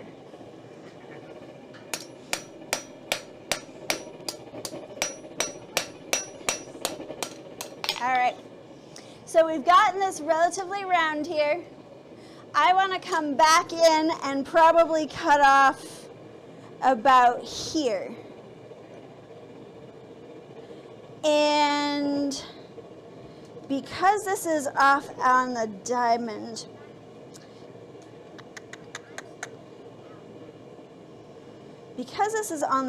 it's not going to be the easy. You know what? I'm going to do an offset blow here before I take that down. So I want to center that up just a little bit, because it'll make it a heck of a lot easier on me going forward. And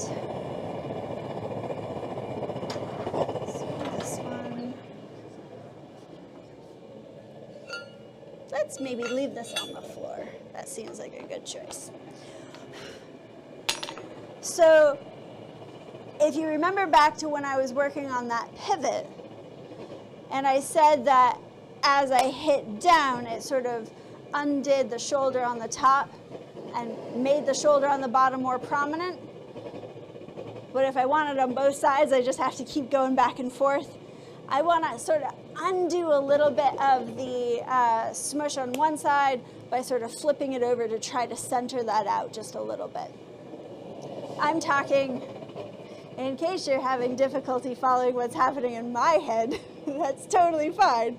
I'm talking here about where the leaf intersects with the actual square part of the metal still. That's offset on the diamond because of the way I was drawing that out. I just want to center it up a little bit because I think it'll be a lot easier for me to take that into cutting it. And I understand that I am just about running out of time, so I might pause for, what time is it?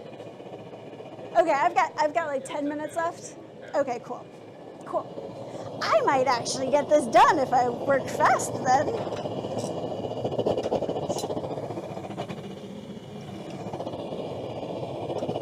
Thought we were a little bit further behind than we are. Okay.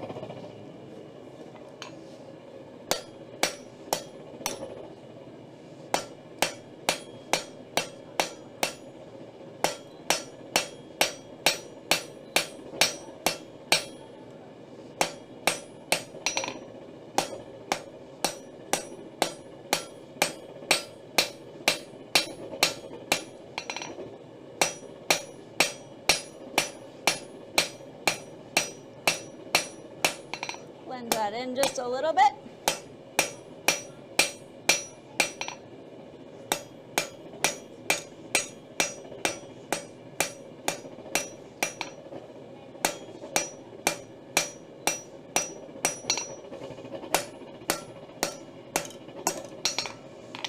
I really want to do one more round, but I'm going to skip that.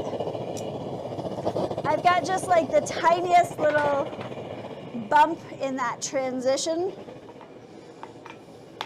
but I might be able to fix that at a later date.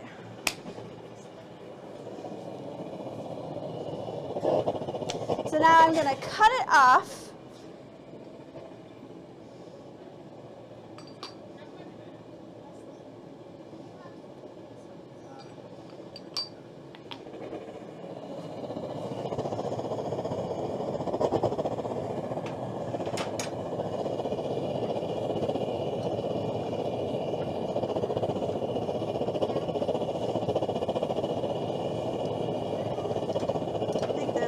Too small for this.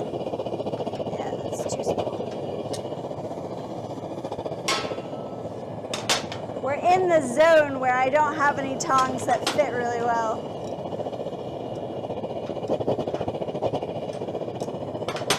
That is the thing. I really like making my stems really small, and then when I do that, it makes it really hard to hold because none of my tongs are that small. I should just take the time to make some smaller tongs.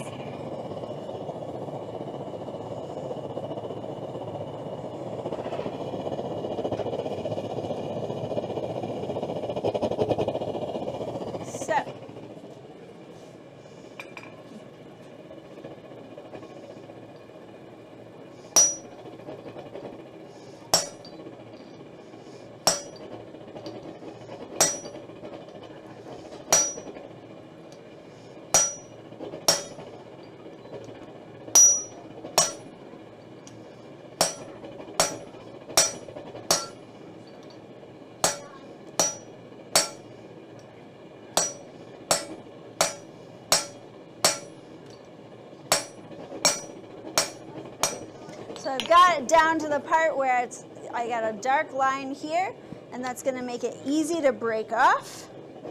She says, hoping it'll make it easy to break off.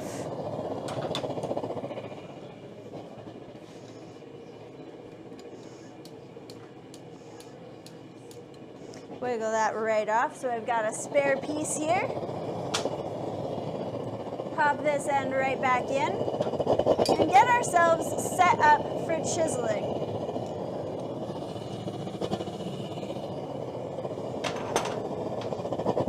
Now I don't actually have an awful lot of material for chiseling down into. Here we go.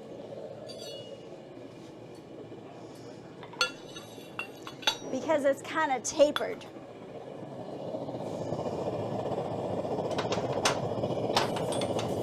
Ooh, that's toasty.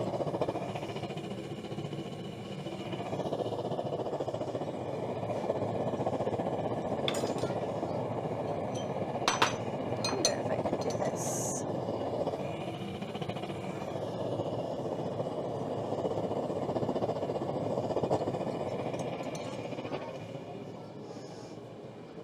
So I especially love having a set of tongs to hold my chisel, just because I don't love having my hand directly over the hot stuff. This particular set of tongs, it's basically just a regular set of tongs. The boss is a little bit further back than normal, which leaves a longer section that I've made kind of square, and it holds a variety of different tools. I love doing this. I have a lot of these.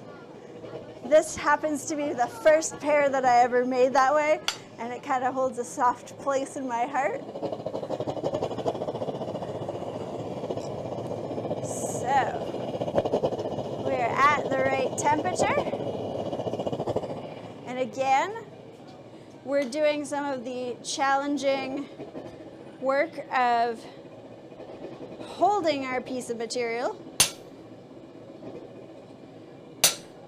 Now with the chisel like this, we want to work it with most of the chisel off the end of the piece of metal, at least to get started, because that helps to allow the metal to, or the chisel to pass through the metal more easily.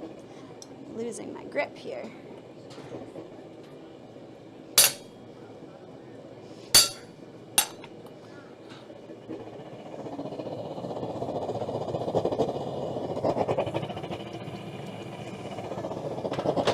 Because I like having these tongs that hold the chisels, it's really nice to have these little tong clips that will hold it in place.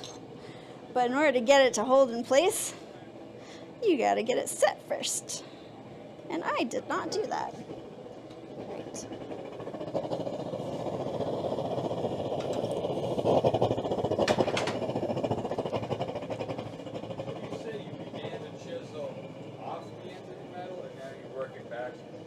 Yeah.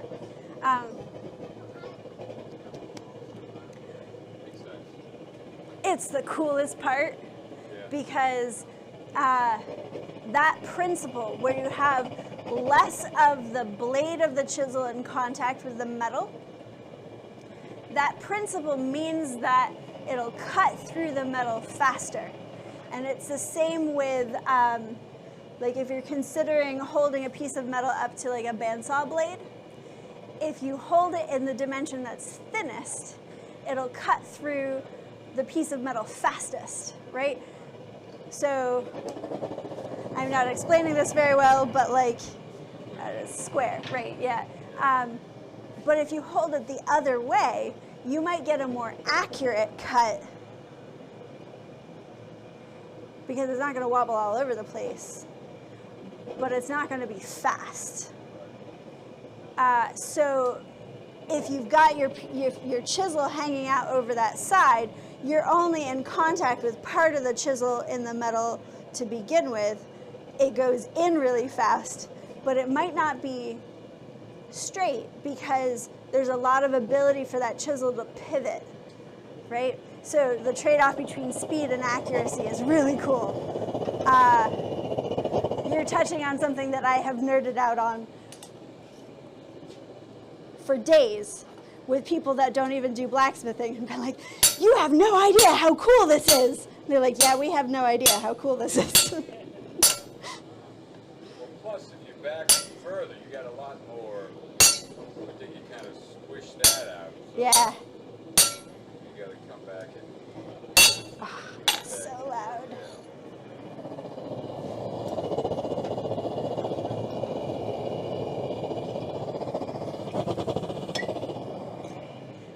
I'm so sorry. I did not hear the last part of what you were saying. Oh, I was saying if you started back here, Yeah? you're probably going to flatten that out. You know what I mean? So yeah, you got your cut, but then you got to kind of push it back together. Oh, I see. Yep. Yeah, because it's... You're freeing out the metal and it's... That's right, yeah. That's another... See, that's what I think is really cool, is like you hit on something that is sort of a general law of how the metal moves, and there's like lots of different ways to say the same thing. So exactly what you're talking about, it touches on that same law.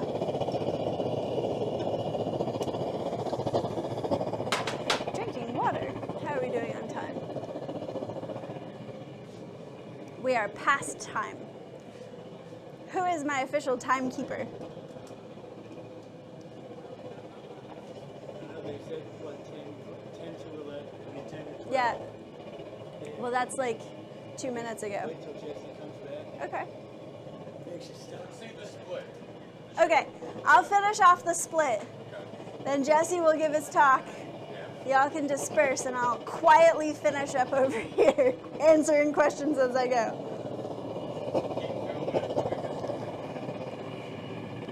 What was that?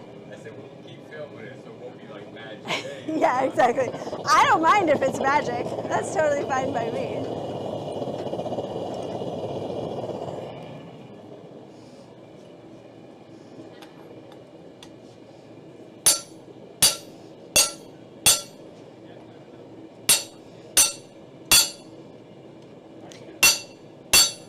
So if you cut it all the way through at the end, and then chase that crack back,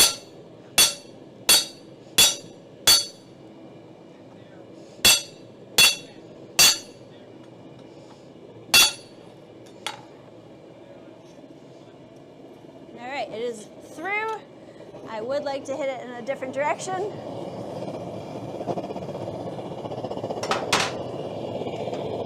Actually, here. How about this? Oh! Ah! Thank you. So it's gone through all the way. This is going to be the basis for wrapping around that pivot. Please listen to Jesse make all of his awesome, amazing announcements. Thank you so very much.